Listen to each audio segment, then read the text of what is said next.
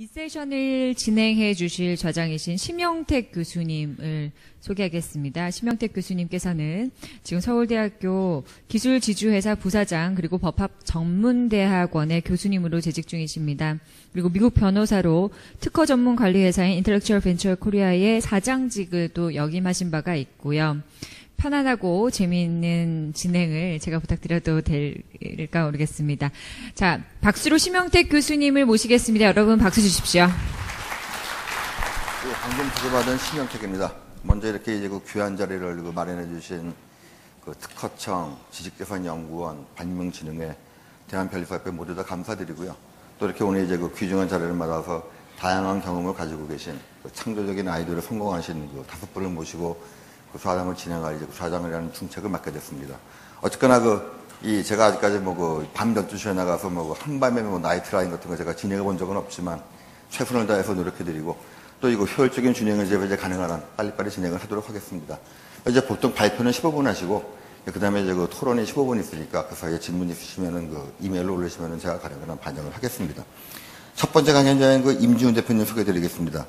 임 대표님께서는 이제 소프트뱅크 벤처스에서 이제 수석 팀장을 하셨고, 현재는 K2 벤처스의 대표로 계시고요. 그 다음에 애니팡을 개발하신 썬데이 토스를 발굴하시고, 투자하신 획득한 공로가 있으십니다. 또한 지난달 6월 달에는 이스라엘식 창업 프로그램 운영기관으로 선정되시는 영예도 누리셨고, 그리고 이 브로셔에 의하면은 임 대표님께서는 자신을 제2의 카카오톡을 꿈꾸는 청년 기업인들의 창업 파트너로 인식되기를 바라시고 계십니다. 그럼 이제 첫 번째 강의자이신 임 대표님을 단상으로 모시겠습니다. 큰 박수 부탁드리겠습니다.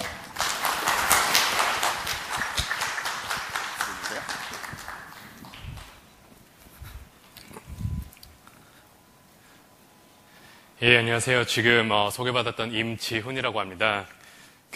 오전 내내 IP에 대해서 많은 말씀을 들으셨을 거기 때문에 저는 이제 IP 전문가는 아니고요.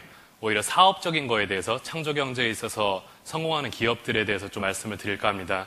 잠깐 좌장님께서 소개를 해주셨지만 저는 벤처에 투자를 하는 사람이고요.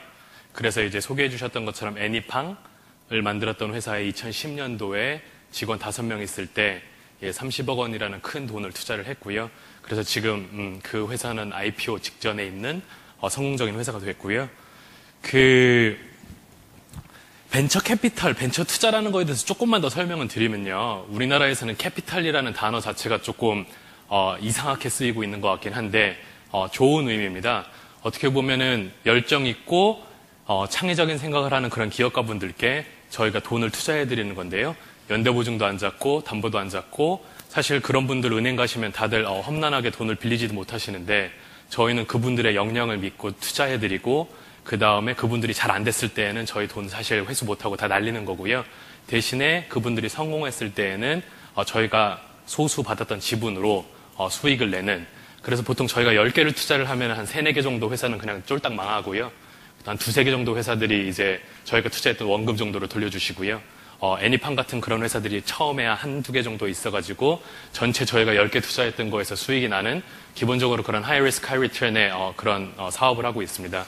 그래서 그러다 보니까 이제 제가 하는 일 자체가 벤처 기업들을 하루에도 10분씩 만나는 거고, 제가 지금 벤처 투자 업무를 한 지 7년 정도 됐으니까 만나뵌 분들이 한 수천 명 정도 될 것 같아요. 운 좋게 성공하신 분들 많이 뵐 수 있었고요. 그래서 그분들을 돌이켜 보니까 한 3가지 정도의 특징들이 좀 있었던 것 같다라는 걸 이제 이 자리에서 좀 공유해 드리려고 합니다. 첫 번째는 제가 성공하는 기업들을 좀 봤더니 하나같이 그분들은 A급 인재였던 것 같아요. 그러니까 A급 인재라는 단어가 참 모호한 얘기이긴 한데요. 그럼 그게 뭐냐?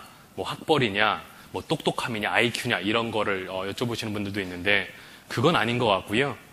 결론적으로 말씀드리면 한 분야에서 거의 최고가 될 수 있었던 사람은 뭘 해도 된다 라는 그런 믿음을 저는 갖고 있고, 실제로 그분들, 성공하신 분들을 보니까 그랬던 것 같습니다. 일예로 몇 가지, 한 2가지 정도의 사례를 말씀드리고 싶은데요. 여기 계신 분들 중에서 연배가 좀 있으신 분들은 아실 수 있지만 92년도 바르셀로나 올림픽에서 공기소총 사격수였던 이은철 금메달리스트가 계십니다. 아시는 분들도 계실 텐데요. 좀 잘생기셨고요. 그분들이 올림픽 금메달리스트 기업이었으니까 당연히 20년 동안 총만 쏘셨을 거잖아요. 총만 쏘셨고 그 다음에 이제 뭐 왠지 공부도 못했을 것 같고 머리도 안 좋을 것 같고 다들 그런 인식을 갖고 계시잖아요. 그분이 지금 뭐 하시냐면은 IT 벤처기업의 대표이사를 하고 계시고요. 뭐 대박인지 아닌지는 모르겠지만 그래도 연매출 100억 이상을 하고 계시고 네, 성공적으로 지금 사업을 하고 계세요. 사실은 되게 미스매치가 나는 것 같은데 어떻게 보면은 한 분야에서 세계 최고까지 갔던 사람이기 때문에 말씀을 들어보니까 나중에 이제 은퇴하신 다음에 어렸을 때부터 컴퓨터는 좋아했다고 하시고 그래서 실리콘밸리의 기술 회사에 가셔가지고 영업을 하셨다고 그러더라고요. 영업을 열심히 하셨고 되게 빠르게 승진하면서 성과를 내셨고 그러다 보니까 이제 기술에 대한 트렌드를 읽으셨고 그래서 이제 기술자들과 함께 창업을 하셨고 힘들게 통신 장비 회사를 하고 계시는데 네, 역시 또 성과를 내시는 거죠. 보통 이제 통신 기업에 뭔가를 납품하는 사업은 되게 어렵습니다. 근데 기본적으로 그거를 뚫고 나가신 걸 보면 역시 한 분야에서 뭔가 성과를 이루신 분은 뭘 해도 되시는구나 라는 걸 좀 다시 한번 느낄 수 있었던 것 같고요. 그리고 예를 들자면 이분은 뭐 우리나라 사람은 아니고 아마 나탈리 포트만이라는 여배우를 헐리우드 여배우를 아시는 분들도 계실 것 같은데요. 레옹이라는 영화에 나왔던 친구고 블랙스완에서 아카데미 여우주연상을 탔던 분이기도 하죠. 그 친구가 대학을 어디를 나왔냐면은 하버드를 나왔어요. 그래서 이제 그 미국에서조차 연예인 특히 입학 아니냐 뭐 이런 얘기들이 나왔었는데 나중에 이제 점수를 공개를 했어요. SAT 점수를 공개를 했었는데 1600점 만점에 한 1450점 정도를 받았다고 그러더라고요. 1년에 2편씩 영화를 찍는 그 와중에도 공부를 하면서 SAT 점수를 그 정도를 받았는데 SAT 점수가 사실 1300점 이상이면 아이비리그에 갈 수 있는 기본 요건은 사실 되는 거거든요. 그러니까 특례 입학이 아니었던 게 어떻게 보면 증명이 된 거고 나중에 졸업할 때 영문학과, 하버드 영문학과를 나왔는데요. 졸업학점이 4.0 만점에 3.92인가 나왔다고 그러더라고요. 어떻게 보면은 증명한 거예요. 이게 뭐 특혜도 아니고 그냥 내가 잘한 거다. 그런 분이 사실 아카데미 여우주연 배우상까지 받은 거잖아요. 그래서 어떻게 보면 진짜 이 사업이라는 거는 1%의 차이에서 승부가 나는 걸 수 있는 것 같거든요. 경쟁자는 당연히 나올 수밖에 없고요. 그럼 결국에는 1%의 차이를 낼 줄 아는 사람에서 성공을 하는 건데 이렇게 한 분야에서 끝장을 내본 사람은 뭘 해도 할 수 있고 사업을 해도 유리한 것 같습니다. 그래서 제가 투자하고 배웠던 많은 성공하신 기업가들을 보면 좀 달랐던 것 같아요. A급 인재. 근데 그 이 A급 인재라는 게 분야별로 다 다릅니다. 영업이 정말로 중요한 사업에 있어서는 영업의 신이 필요한 거고요. 기술이 정말로 중요한 사업에서는 약간 천재 엔지니어들이 필요한 거고요. 벤처기업마다 사실은 꼭 필요한 스킬이 다릅니다. 근데 그 스킬만큼은 대한민국 최고 A급인 사람들이 성과를 내지 그냥 보통 무난한 사람들이 모여서 열심히 한다고 되는 것 같지는 않습니다. 죄송한 말씀이지만 벤처기업은 정말 호락호락하지 않고 쉽지 않은 사업이기 때문에 정말 1등, 2등 해야지만 살아남을 수 있거든요. 그러다 보니 다시 말씀드리지만 성공했던 기업들을 돌이켜보면 그 경영진들이 특출나도 뭔가는 특출났었다. 그게 뭐가 됐든지 간에 라는 그런 특징이 있었던 것 같고요. 두 번째는 말씀드리고 싶었던 게 뭐냐면 지금 창업이 약간 붐이지 않습니까? 이런 행사가 열리는 것조차도 어떻게 보면은 창조경제 그리고 이제 창업만이 살 길이다 이런 분위기가 사실 돌아오고 있는데 이 부분에 있어서는 제가 조금은 우려를 하고 있는 부분이 있습니다. 뭐냐면 창업이라는 거는 목적이 되어서는 안 되는 것 같아요. 성공하신 분들을 보면 창업이 목적이 아니었어요. 나 창업해야지. 대표이사 돼야지. 이런 생각을 가셨던 분들이 아니고요. 창업은 그냥 과정이었어요. 그분들은 왜 창업하셨냐? 해결하고 싶었던 문제가 있었던 분들인 거예요. 잘 생각해 보시면 기업이라는 거는 둘 중에 하나인 것 같아요. 이런 게 있으면 참 좋을 것 같은데 왜 도대체 없지? 내가 만들어야겠다. 라고 해가지고 이제 제품이든 서비스든 기술을 만드는 게 하나일 거고요. 또 하나는 내가 지금 사용하고 있는 이거 너무너무 불편해. 도대체 나는 이거 짜증나서 이거 쓸 수가 없어. 나 같으면 이거 10배 좋게 만들 수 있을 텐데. 해서 하는 거죠. 결국 어떻게 보면은 국민들한테 도움을 주는 무엇인가를 만드는 사람들, 무엇인가를 만드는 게 세상에 이롭다고 믿는 사람들이 창업을 하는 거거든요. 근데 이게 약간 주객이 전도되는 경우들이 종종 있습니다. 특히 요즘에 좀 보이는데요. 약간 창업 붐을 타고 창업을 해서 뭐 예를 들어서 해외에서 좀 뜬 서비스들을 열심히 베껴가지고 만든다. 이렇게 해가지고는 사실 좀 잘 되지 않는 것 같습니다. 가장 큰 이유는 또다시 벤처기업이라는 건 쉽지 않기 때문인 거예요. 왜냐하면 분명히 99%의 확률로 자기가 계획한 대로 안 될 겁니다. 근데 이제 약간 뭐 대박을 내겠다는 꿈이라든지 아니면 뭔가 빠르게 뭔가 성취를 하고 싶어서 창업을 한 잘못된 동인에 의해서 창업을 하신 분들은 6개월, 1년 버티시다가 뭐 2년 정도까지 버티시다가 성과가 생각처럼 안 나면 내가 지금 이거 뭐 하는 거지? 이런 생각을 하시게 됩니다. 근데 그게 목표가 아니었고 창업은 과정일 뿐이고 내가 풀고 싶었던 문제, 비전을 갖고 계셨던 분들은 성과가 생각보다 적게 나와도 고객의 이메일 하나만 받더라도 힘이 나는 거죠. 그래, 역시 내가 생각했던 이 문제는 다른 사람들도 똑같이 겪고 있었던 고통이고 내 제품이나 서비스로 인해서 이 사람들이 행복을 느낄 수 있겠구나. 이 사람들의 삶의 질이 높아지겠구나.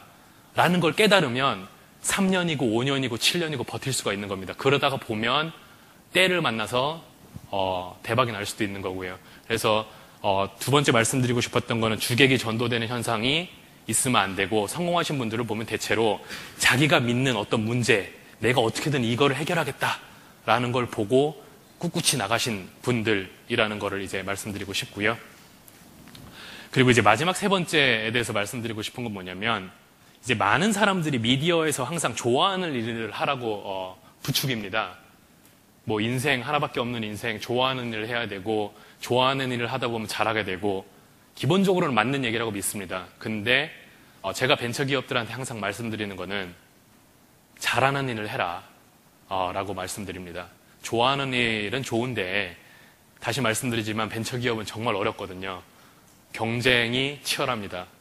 괜찮은 산업군에 괜찮은 아이템을 잡으셨다 생각하시면 뒤에 10명 있습니다. 경쟁자가 최소. 그렇다는 거는 내가 먼저 시작했다라는 게 꼭 내가 이긴다는 뜻은 아니거든요. 그 분야에서 제일 잘해야 되는 거예요. 그렇기 때문에 아이템을 잡을 때 자기의 인생을 돌아보고 내가 경쟁력을 갖고 있는 거, 내가 만약에 정말 엄청나게 기술력이 뛰어난 사람이라면 영업이 중요한 사업을 하면 안 되는 거잖아요. 왜냐하면 뒤늦게 영업이 정말 잘하는 사람이 뛰어들면 그 사람이 이기니까.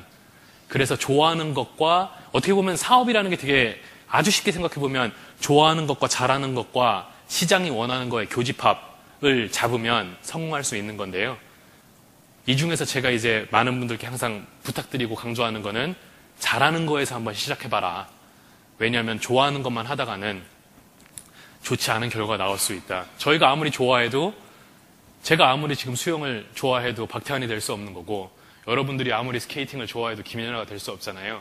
그러니까 명백하게 차이가 나는 그런 실력이라는 게 존재하기 때문에 자기가 뭘 잘할 수 있는지를 냉정히 보고 잘하는 거에서 한번 시작해봐라 라고 이제 제가 많이 말씀드리고 성공하신 분들을 보면 다 그래요.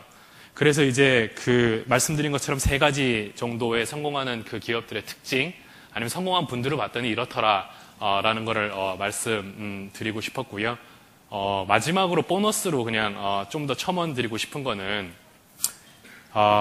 제가 요즘에 좀 관심을 많이 갖고 있는 분야고 또 어저께 그 페이스북에 부사장이 했던 셰릴 샌드버그가 오셔가지고 연대에서 강연도 하신 것 같은데 여기는 그래도 여성분이 되게 많으신 편이에요. 여러 가지 이유로 인해서 제가 볼 때는. 근데 이제 제가 보통 벤처기업들 아니면 스타트업에서 강연을 하는 일이 가끔 있는데요. 200명 앉아있으면 여성분이 한 5분 앉아 계세요. 그만큼 벤처기업이라는 것 자체가 약간 남자들의 영역, 공대생들 그 영역이거든요. 근데 생각해보시면 뭘 만드시든지 간에 제품을 만들던 게임을 만들던 인터넷 서비스를 만들던 세상의 소비자의 절반은 여자인데 영향력 기준으로 보면 제가 볼 땐 반 훨씬 넘을 것 같습니다. 네, 한 70%? 80%? 그게 꼭 물건을 살 때 디시전 메이커가 누구냐를 떠나서 네, 결혼하신 분들은 약간 이해하실 것 같은데 그걸 떠나서 그냥 단순히 인터넷만 보더라도 쇼핑을 많이 하시는 분들 다 여성분들이고요. 네이버에서 카페 커뮤니티 활동 열심히 하시는 분들 다 여성분들이고요. 그거를 간과하고 이제 제일 최악의 경우가 뭐냐면 네, 남자 공대생들 3, 4명이 모여가지고 자기들만 원하는 그런 서비스를 만들 때 사실은 시장과 너무 괴리가 클 가능성이 있거든요. 그리고 기업을 경영하는 관점에서도 다양한 의견이 충돌되는 게 되게 중요한데 사실은 치고받고 싸우면서 경영을 해야 되는 거거든요. 다양한 관점을 수용할 수 있어야 되고 그럴 때 여성의 관점이 매우 중요하다라고 저는 믿고 있고 그래서 더 많은 벤처기업들이 성공하기 위해서는 여성분들이 임원진에 있었으면 좋겠다 라는 그냥 네, 개인적인 소망 그리고 또 사회가 그러면 훨씬 더 좋아질 거라는 믿음을 갖고 있고 그게 이제 제가 마지막으로 이제 성공하는 3가지 요소에서 네, 그냥 보너스 스테이지로 마지막으로 말씀드리고 싶었던 겁니다. 네, 이상으로 제가 말씀드릴 수 있는 한 15분 정도 지난 것 같은데요. 네, 제가 말씀드릴 수 있는 네, 성공하는 스타트업들에 대한 말씀을 드리고요. 네, 좌장님이랑 아마 Q&A를 하는 세션이 있는 걸로 알고 있는데 네, 제 강연은 여기서 마치겠습니다. 감사합니다.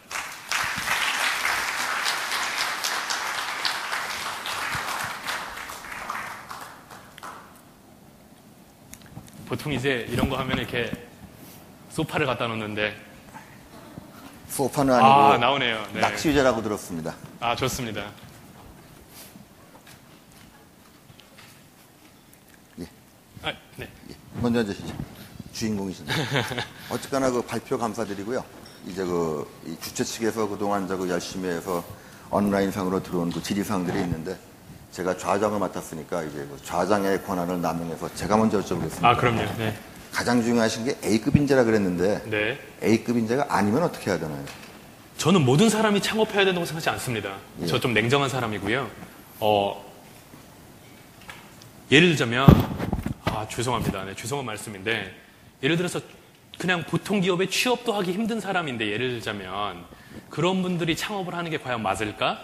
그것도 예를 들자면 좀 기술력이 매우 특출나야 되는 그런 분야에서 저는 그렇지 않다고 봐요. 모든 사람이 꼭 대표이사가 돼야 되고 모든 사람들이 꼭 창업을 해야 된다고 생각하지 않고요. 자기가 가장 만족하고 자기가 가장 잘할 수 있는 거를 선택해야 된다는 게 결국에는 교과서적인 말이지만 정답인 것 같고 A급 인재들이 사실은 제가 아까 다 말씀드리지만 A급 인재라는 정의는 정말 다양합니다. 다양하지만 최소한 그 사업에 있어서 성공하는 데 꼭 필요한 그 요소를 갖춘 사람들이 창업을 해도 성공률이 10%? 20%? 이런데 네, 너무 그냥 평균도 안 되는 분들이 창업하면 저는 거의 100점 100패라고 생각합니다. 알겠습니다. 최소한 평균은 돼야 되는 것 같습니다. 그러면 A급 인재들이 아닌 사람들이 모이면은 시너지 효과가 날 수는 있나요? 아니면은 최저의 능력을 가진 사람 때문에 모든 팀이 전부 다 이렇게 능력이 낮아지나요? 네. 근데 제가 이제 가끔씩 공격받는 경우가 있어요. 이제 A급이라는 거에 대해서 이제 아까 그래서 발표할 때 이 단어가 참 불편하다고 말씀드렸는데 그 A급이라는 게 교과서에 정의가 되어 있지 않습니다. 그래서 되게 다양할 수 있어요. 예. 자동차 딜러분들 아니면 보험 판매하시는 분들 보면요. 1등 하시는 분들은 평균적으로 하시는 분들보다 한 10배 이상의 성과를 내시거든요. 그분은 겉으로 보면 A급인지 아닌지 알 수 없습니다. 퍼포먼스가 나는 거잖아요. 예. 이제 영업이 중요한 그런 사업에 있어서는 그런 분들이 계셔야 되는 거죠. 그렇죠. 그리고 그럼 어떤 사업에 있어서는 어떻게 보면 전략을 수립하는 사람은 오히려 B급인 게 더 좋은 거예요. 발로 뛰어야 되니까. 왜냐면 전략이 너무 A급이면 전략만 얘기하다가 실행을 안 하거든요. 임 대표님 말씀 드리니까 제가 집에 가서 대학교, 대학원 학점표를 다시 봐야 될 것 같습니다. 네, 교수님이시니까 당연히 잘 하셨을 것 같고. 제가 과거는 훔치고 살거든요. 어쨌거나 그 다음에 또 제가 궁금한 게 미국에서 보니까 이제 창업 지원센터로 유명한 카우프만 재단에서 네네. 2009년인가 서베이 한 게 있는데 창업자 한 2~3천 개 됐던 것 같은데요, 기억에. 창업가들의 평균 연령이 40대 중반이나 후반이었다. 그다음에 또 제가 기억은 안 나지만 다른 데서 앞에 읽은 기사 중에 하나가 실리콘밸리에서 창업가들의 평균 재직 기간, 이전 회사겠죠. 한 7년 되더라. 네. 하는데 임 대표님 보시기에는 방금 대학교에 물론 거기도 똑똑한 사람들은 성공하겠지만 대학교에 있거나 방금 대학을 졸업했거나 그런 분들이 창업하는 경우하고 좀 직장 경력이 있으신 분들하고 봤을 때 큰 차이가 보이시나요? 분명히 다른 것 같습니다. 분명히 다른 것 같고요. 보통 이제 업계에서 이렇게 얘기를 하는데 전 너무 공감하는 게 뭐냐면 성공 확률을 따지면 경력이 많으신 분들이 훨씬 높습니다. 특히 이런 거죠. 예를 들자면 내가 삼성전자에서 10년 이상 일했어. 15년 이상 일했어. NHN에서, 참고로 전 IT를 투자하기 때문에 예시들이 다 IT밖에 안 나오는데요. 그 NHN에서 예를 들어서 실장님 정도까지 하시다가 자기가 하던 일에 유관된 사업을 창업을 하시면 대학생보다 무조건 유리합니다. 그렇죠. 인맥도 있지, 경험도 있지, 수많은 데이터들을 다 봐왔지, 어떻게 했는지 이 경험이 다 누적되어 있기 때문에 무조건 유리하고요. 그래서 사실 성공률로 보면 그런 분들이 훨씬 더 높은데, 미국도 그렇고 한국도 그렇고 재미있는 현상이 뭐냐면 완전 대박이 난 케이스들은 또 젊은 친구들이 많이 냈어요. 어떻게 생각해 보시면 우리가 너무나 잘 알고 있는 애플, 마이크로소프트, 페이스북, 구글 다 직장 경력이 없던 사람들이 창업한 거거든요, 우리나라에서. 우리나라로 치면 NHN, 네이버 한게임, 이분들도 사실 직장 경력이 많아서 창업하신 게 아니라 넥슨, NC소프트 다 석사, 박사 과정에 있으신 분들이 갑자기 나와서 창업해서 이렇게 대박이 나셨잖아요. 그래서 어떻게 보면은 트렌드를 주도하는 큰 변화를 일으키신 분들은 어떻게 보면 무모했던 그런 젊은 친구들 혹은 직장 경력이 그렇게 많지 않은 분들이 많이 내셨던 것 같고요. 근데 그 확률은 지극히 낮고요. 따라서 분야별로도 차이가 있겠네요. 네. 아니, 예를 들어서 삼성전자에 납품하는 그 부품 기술 기업을 하시는 분은 제가 볼 땐 100% 삼성전자에 계시다가 나온 분이 유리하겠죠. 네. 어쨌거나 그 웃고 즐기는 사이에 시간이 많이 가서 이제 온라인을 통해서 들어온 그 질문에 충실하겠습니다. 첫 번째 질문하시는 분이 여쭤보신 게 제가 그 생사에서 그대로 읽겠습니다. 일반적인 벤처 투자의 경우 어느 정도의 매출이나 성과를 내야 투자받는 경우가 대부분인데 케이크브레이크 벤처스는 눈에 보이는 실적보다는 다른 영역을 높이 사서 투자하고 있다고 알고 있습니다. 하지만 한 업체의 성과물이라고 할 수 있는 신기술 혹은 특허과 같은 지식재산은 합리적으로 가치평가가 힘든데 혁신을 위해서 역량이 뛰어난 인재들의 투자를 한다는 것은 너무 무모한 방식이 아닐까 합니다. 물론 여기에는 여러 가지 이유가 있을 거라고 생각되는데 그 이유는 무엇이며 정량적, 정서적 평가 속도는 무엇입니까? 그리고 제가 좀 부구하고 싶은 거는 사실 이 지식재산의 가치를 합리적으로 평가하는 건 거의 불가능하거든요. 저희들 실리콘밸리 다녀보면은 매일 얘기하는 게 창업하는 거는 가장 키가 팀이라 그러는데 아까 말씀하셨지만 팀이었을 때 팀에서 뭐를 보십니까? 각각의 역량인지 팀워크인지 아니면 어떤 게 있을까요? 아까 제가 강연을 했을 때 말씀드렸던 두 번째 거가 매우 중요한 것 같아요. 그러니까 두 번째 게 중요하고 첫 번째 게 중요한 것 같은데 도대체 이 사람들이 왜 창업을 하는 걸까? 그러니까 PT를 하다 보면요. 제가 많은 경우 이제 그분들이 PT를 하면 10분 내로 끝내라고 부탁을 드려요. 그분들은 그거를 막 1시간짜리를 열심히 준비해 오셨겠지만 그거를 보고 판단하기 되게 힘든 것 같고요. 자, 이제부터 진짜 얘기합시다. 왜 사업하시는 거예요? 도대체 왜 아침에 눈 뜨면 이 일이 하고 싶으세요? 두 분은 어떻게 만나신 거예요? 그럼 정답은 뭔가요? 그때그때 다른 것 같아요, 정말로. 그래서 이 사업의 핵심 역량은 뭐라고 보시고 당신은 과거의 경험에서 도대체 이게 왜 나왔습니까? 이런 얘기를 한 3시간 정도 하다 보면, 그러니까 30분 정도 저를 현혹시키는 거는 가능할 수 있습니다. 멋있는 말과 PT와 이런 걸로 그럴 수 있는데, 정말로 준비된 사람과 준비되지 않은 사람의 차이는 3시간 정도 난상 토론과 수다를 떨다 보면 준비된 사람은 자기의 인생에서 수많은 사례들이 나와요. 아, 임 대표님, 지금 말씀하신 거는 사실 3년 전에 이런 일이 있었어요 하면서 이게 왜 의미 있는 사업이고 자기가 왜 잘할 수 있는지가 정말 진정성 있게 막 리얼 라이프 스토리들이 나오거든요. 근데 어디서 뭔가 보고서를 하나 보고 빅데이터가 뜬다고 해서 빅데이터 사업을 하시는 분들은 그 자리에서 계속 맴돌아요. 아, 빅데이터 중요하다니까요. 왜 그걸 이해를 못 하시지? 막 이러고 계속 말에 맴도는 거예요. 그래서 결국에는 사람을 본다는 거는 정말로 이분의 이 진정성, 왜냐하면 말씀드린 것처럼 스타트업은 너무 어렵기 때문에 어려워도 이 고난을 겪고 버티실 수 있는 분들, 이거를 발라내는 게 결국 사람을 보고 팀을 보는 거라고 이해하시면 되지 않을까 싶습니다. 알겠습니다. 또 한 분은 질문을 하신 게 일반인들도 보통 아이디어 하나씩은 가지고 있으나 실현시키려는 노력도 하기 힘들고 성공에 대한 확신이 없는 경우가 많습니다. 카톡의 경우 기존의 모바일 메신저들이 존재하는 상황이었고 어쩌면 새로운 아이디어를 무장한 것도 아닌 레드오션에 뛰어들어서 성공할 수 있으리라는 확신은 어디에서 왔는지가 궁금하시고 또한 일단 사업 준비에 착수하신 후에는 어떤 방식으로 자금을 모집해주고 관련 인재를 모집하는 거 도와주셨는지 궁금하시네요. 두 개가 약간 다른 질문인데 첫 번째 이제 카톡 같은 경우는 뭐 제가 카톡 창업자는 아니니까 그냥 옆에서 지켜본 걸로만 말씀을 드리면 카톡이 레드오션은 아니었던 것 같아요. 오히려 되게 논란이 많았던 시장이었죠. 카톡이 해외에는 그런 메신저 메신저 서비스가 존재했고요. 우리나라에서는 두 번째로 나왔습니다. 아마 기억을 하시는 분들이 계시는지 모르겠는데 2009년 말에 MN톡이라는 서비스가 나와서 어느 정도 인기를 끌고 있었는데요. 여기 기술적 이슈가 너무 많았습니다. 툭 하면 다운되고 그러던 와중에 2010년 초에 카톡이라는 게 이제 나왔고요. 그리고 이제 쭉 간 거죠. 그러니까 레드오션에 뛰어들었기보다는 오히려 남들이 안 하는 매우 논란이 많았던 그런 곳에 들어왔고요. 그 당시에 투자자들, 전문가들 되게 많은 분들이 뭐라고 그랬냐면 저거 이동통신 3사가 죽이려고 그러면 한 방에 죽일 텐데 도대체 뭐 하는 거지? 두 번째, 이렇게 무료 메시지 계속 보내면 나중에 돈 어떻게 벌겠다는 거지? 이거를 사실은 뚝심 있게 몇 년 동안 버텨서 결국에는 지금의 카톡과 지금 돈도 되게 잘 벌잖아요.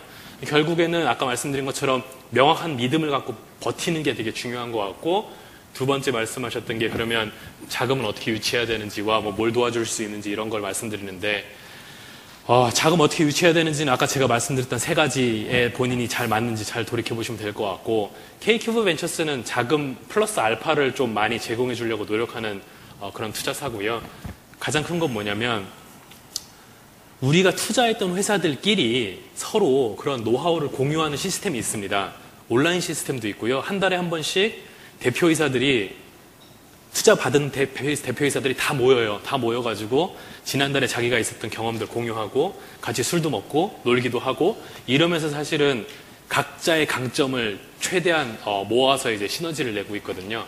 그래서 K큐브의 어떻게 보면 가장 큰 경쟁력, 어떻게 보면 저의 경쟁력이 아니라 투자했던 회사들이 서로 시너지를 만들어내는 이 패밀리 같은 문화가 제일 큰 경쟁력이라고 생각합니다. 네. 예, 감사합니다. 그리고 또 다른 질문은 약간 좀 구름 같은 질문이긴 하지만 주로 IT 분야에 투자를 하고 있는 것으로 알고 있는데 앞으로 IT뿐만 아니라 BT, NT 등 다양한 신산업 분야의 투자 가치가 높을 것으로 생각이 됩니다. 특히 이제 그 IT 말고 다른 관심 분야가 있으신지 질문을 하십니다. 단기적으로 보면 일단 아닐 것 같다는 말씀 드리고요. 가장 큰 이유는 제가 10년 넘게 IT만 봤는데 IT밖에 몰라요. BT, NT 사실 봐도 잘 모르겠고요. 근데 뭐 장기적으로 봤을 때 예를 들어서 저 밑에 이제 NT, 뭐 BT를 보는 전문가 팀이 생긴다면 뭐 그럼 그땐 투자할 수도 있겠죠. 알겠습니다. 그 다음에 그 나머지 두 개 질문이 남았는데 한 5분쯤 남았거든요. 네. 그러니까 조금 자세히 말씀하셔도 괜찮을 것 같습니다. 대한민국에서 창업 실패에 대한 리스크가 높은 것으로 여겨지고 있는데 우리의 창업률이 낮은 것도 이와 어느 정도 관련이 있다고 생각됩니다. 창업에서 성공되지 못한 사람에게 재도전의 기회를 주는 방법이 어떤 것이 있을지 궁금합니다. 아까 그 A급, B급 말고요. 네네. 아까 서두에 말씀드린 것처럼 참고로 저는 벤처 투자라는 게 사회에 매우 큰 긍정적인 역할을 하는 일이라고 생각합니다. 저는 아침에 눈 뜨면 되게 보람이 되고요. 이유는 말씀드린 것처럼 담보도 안 잡고 연대보증도 안 잡고 똑같이 리스크를 쉐어하면서 투자해드리는 거예요. 그 사람 아무것도 없는데 그냥 몇 억씩, 5억씩, 10억씩 투자해드리는 거예요. 만약에 어떤 투자자가 담보나 연대보증을 요구하면 그 사람이랑은 말을 안 섞으시면 되는 거예요. 그 사람 나쁜 사람인 거예요. 네. 은행이 아닌 투자자가 연대보증을 요구한다. 그거는 제가 볼 땐 잘못된 투자자고요. 저희처럼 사실 같이 리스크를 져야 된다고 생각합니다. 그럼 저희 같은 사람들이 많은 상황에서는 당연히 긍정적인 역할을 하고 있는 거라고 믿고 그러면 재창업, 실패에 대한 거 저는 저한테 투자를 받고 열심히 하시다가 실패하면 다음에 또 투자해야 될 의향이 있어요. 진심으로. 왜냐하면 그걸 제가 옆에서 지켜봤기 때문에 얼만큼 열심히 하셨는지. 사업이라는 거는 기본적으로 한 8, 90%는 실패할 가능성이 있다는 걸 인지하고 시작해야 되는 거거든요. 저희 입장에서는 그걸 당연히 알고 있는 거고 다시 투자해야 될 용의가 있고요. 그리고 마지막으로 한 가지 말씀드리고 싶은 거는 A급, B급 말씀하시지 말라고 그랬는데 다시 말씀을 좀 하고 싶은 게 제가 볼 때는 요즘 시대는 A급 인재는 창업을 해도요. 아까 말씀드린 것처럼 연대보증이랑 담보만 안 주셨으면 사업을 진정성 있게 하다가 잘 안 되셔도 여기저기서 다 러브콜이 와요. 요즘에는 특히 자기가 소프트웨어 엔지니어다, 기술자다 그러잖아요. 창업을 했다가 잘 안 되면 넥슨, NHN, 카카오, NC소프트 이런 곳에서 더 높은 몸값으로 더 높은 직급으로 지금 다시 부르거든요. 왜냐면 원래도 똑똑한 사람이었는데 2, 3년 동안 엄청나게 주당 뭐 100시간씩 일하면서 내공을 키웠던 사람이기 때문에 오히려 훨씬 더 대접을 받습니다. 그래서 막연하게 창업에 대한 리스크가 있다고 다들 생각을 하시는데요. A급 인재는 그렇게 큰 리스크가 있지는 않습니다. 네네. 네. 예, 감사합니다. 사실 저희도 요즘 이제 그 서울 법대에서 뭐 여러 가지 과제를 통해서 실리콘밸리에 자주 가는데 이제 장난으로 들었는데 이제 거기서 하는 말들이 뭐냐면은 이 창업가가 7번은 실패했다. 그러면 다 투자한대요. 왜냐면은 8번째는 성공할 거니까. 좀 맥락이 비슷한 것 같습니다. 네네네. 그다음에 이게 지금 마지막 질문인데요. 만일 새로운 아이디어를 가지고 귀사 또는 대표님을 찾아간다면 어떻게 활용하도록 협조해 줄 수 있는지, 만일 그것이 아니라면은 어떤 다른 과정과 접목시켜 주실 수 있는지 궁금합니다. 네. 저 같은 경우는 이제 근데 이제 전 되게 솔직한 편입니다. 솔직한 편이고요. 그래서 가끔은 걱정이 되기도 하는데, 아이디어가 너무 중시되는 문화가 있는 것 같아요. 그러니까 기똥찬 아이디어가 있으면 사업이 잘 될 거라고 믿는 분들이 좀 많으신 것 같은데, 제가 볼 때는 아이디어는 사업의 한 5% 될까요? 그리고 아까 말씀드린 것처럼 정말 특출난 기술 특허가 아니면 많은 경우 유사한 상품들이 나올 수밖에 없습니다. 특허가 있어도 피해갈 수도 있는 거고요. 그러니까 아이디어는 사업의 좋은 출발점이긴 하지만 정말 좋은 팀을 꾸려서 그 비전을 믿는 좋은 팀을 꾸려서 사업을 하셔야 되거든요. 그래서 그런 말씀들을 되게 직설적으로 드립니다. 당신 보니까 이 사업에 있어서 되게 중요한, 예를 들어서 영업력인데 팀을 봤더니 영업 잘하는 사람 하나도 없어. 투자 못 해주는 건 당연할 뿐더러 좋은 팀을 꾸려라. 나 같으면 이렇게 조언을 이렇게 해드리고 싶다. 나 같으면 이렇게 하겠다라는 직설적인 조언을 되게 많이 드리고요. 그러다 보니까 저에 대한 평가가 제가 볼 때는 저를 좋아하는 사람들은 너무 좋아하고요. 이제 직설적으로 얘기하니까 이제 약간 불편하시는 분들도 좀 계신 것 같고요. 네, 그렇습니다. 그래서 제가 그런 거 드릴 수 있는 것 같고, 그리고 만약에 저희가 정말 좋아서 투자를 하게 됐다. 그럼 아까 말씀드린 것처럼 이 K큐브의 네트워크 안에 들어와서 엄청난 시너지를 낼 수 있을 것 같습니다. 시간이 조금 여유가 있는데 제가 안 하려고 하는 질문도 다시 한번 확인해 드리겠습니다. KQ벤처스를 운영하시고 비론치 스타트업 배틀 대회를 개최하면서 다양한 창업들을 일선에서 보셨다고 생각됩니다. 임 대표님께서 생각하시는 성공하는 창업들의 특징은 무엇 생각하십니까? 물론 다 말씀하신 거지만 네. 그렇다면 그 실패하는 기업들의 특성은 뭐가 있을까요? 되게 많은, 근데 사실은 이 창업이라는 게요, 비즈니스라는 게 약간 운칠기삼이라는 말이 있지 않습니까? 그것처럼 교과서에 적기 힘든 분들이 많은 것 같아요. 그리고 성공한 기업들을 사후적으로 분석하다 보니까 이렇다고 이제 많이들 말씀하시는 거지, 그 요건들을 똑같이 다 갖추고 있는 기업이 망할 수도 있어요, 사실. 그래서 그걸 말하는 게 참 힘든데, 제가 요즘에 보는 거는 뭐냐면 급조된 팀들은 대부분 망하는 것 같아요. 그러니까 창업 붐이 일면서 이제 예를 들어서 어디 모임 같은 데 나갔다가 너도 창업하고 싶어? 나도 창업하고 싶었는데 우리 한번 아이템 맞춰볼까? 해서 이제 아이템을 고르는데, 비즈니스 아이템을 고르는데, 그 아이템도 진정성 있게 아까 말씀드린 것처럼 나온 게 아니라 그냥 요즘에 유행하는 게 뭔지 봐가지고 큐레이션의 시대다, 빅데이터의 시대다 이러면 막 그거 관련된 창업을 하는 거예요. 그러면 아까 말씀드린 거에서 두 가지가 벌써 틀린 거죠. 진정성도 없을 뿐더러 이 정말 좋은 팀이 모인 것도 아닌 거죠. 거의 100전 99패 정도 나올 것 같습니다. 네, 1%는 있을 수도 있으니까. 예, 그 현장에서 여러 가지를 겪으시고 성공도 하신 그 분의 생생한 말씀을 드리니까 참 느끼는 것도 많은 것 같습니다. 이 좋은 말씀 많이 들었고요. 여러분들께서 이제 수고해 주신 임 대표님께 큰 박수 부탁드리겠습니다. 감사합니다.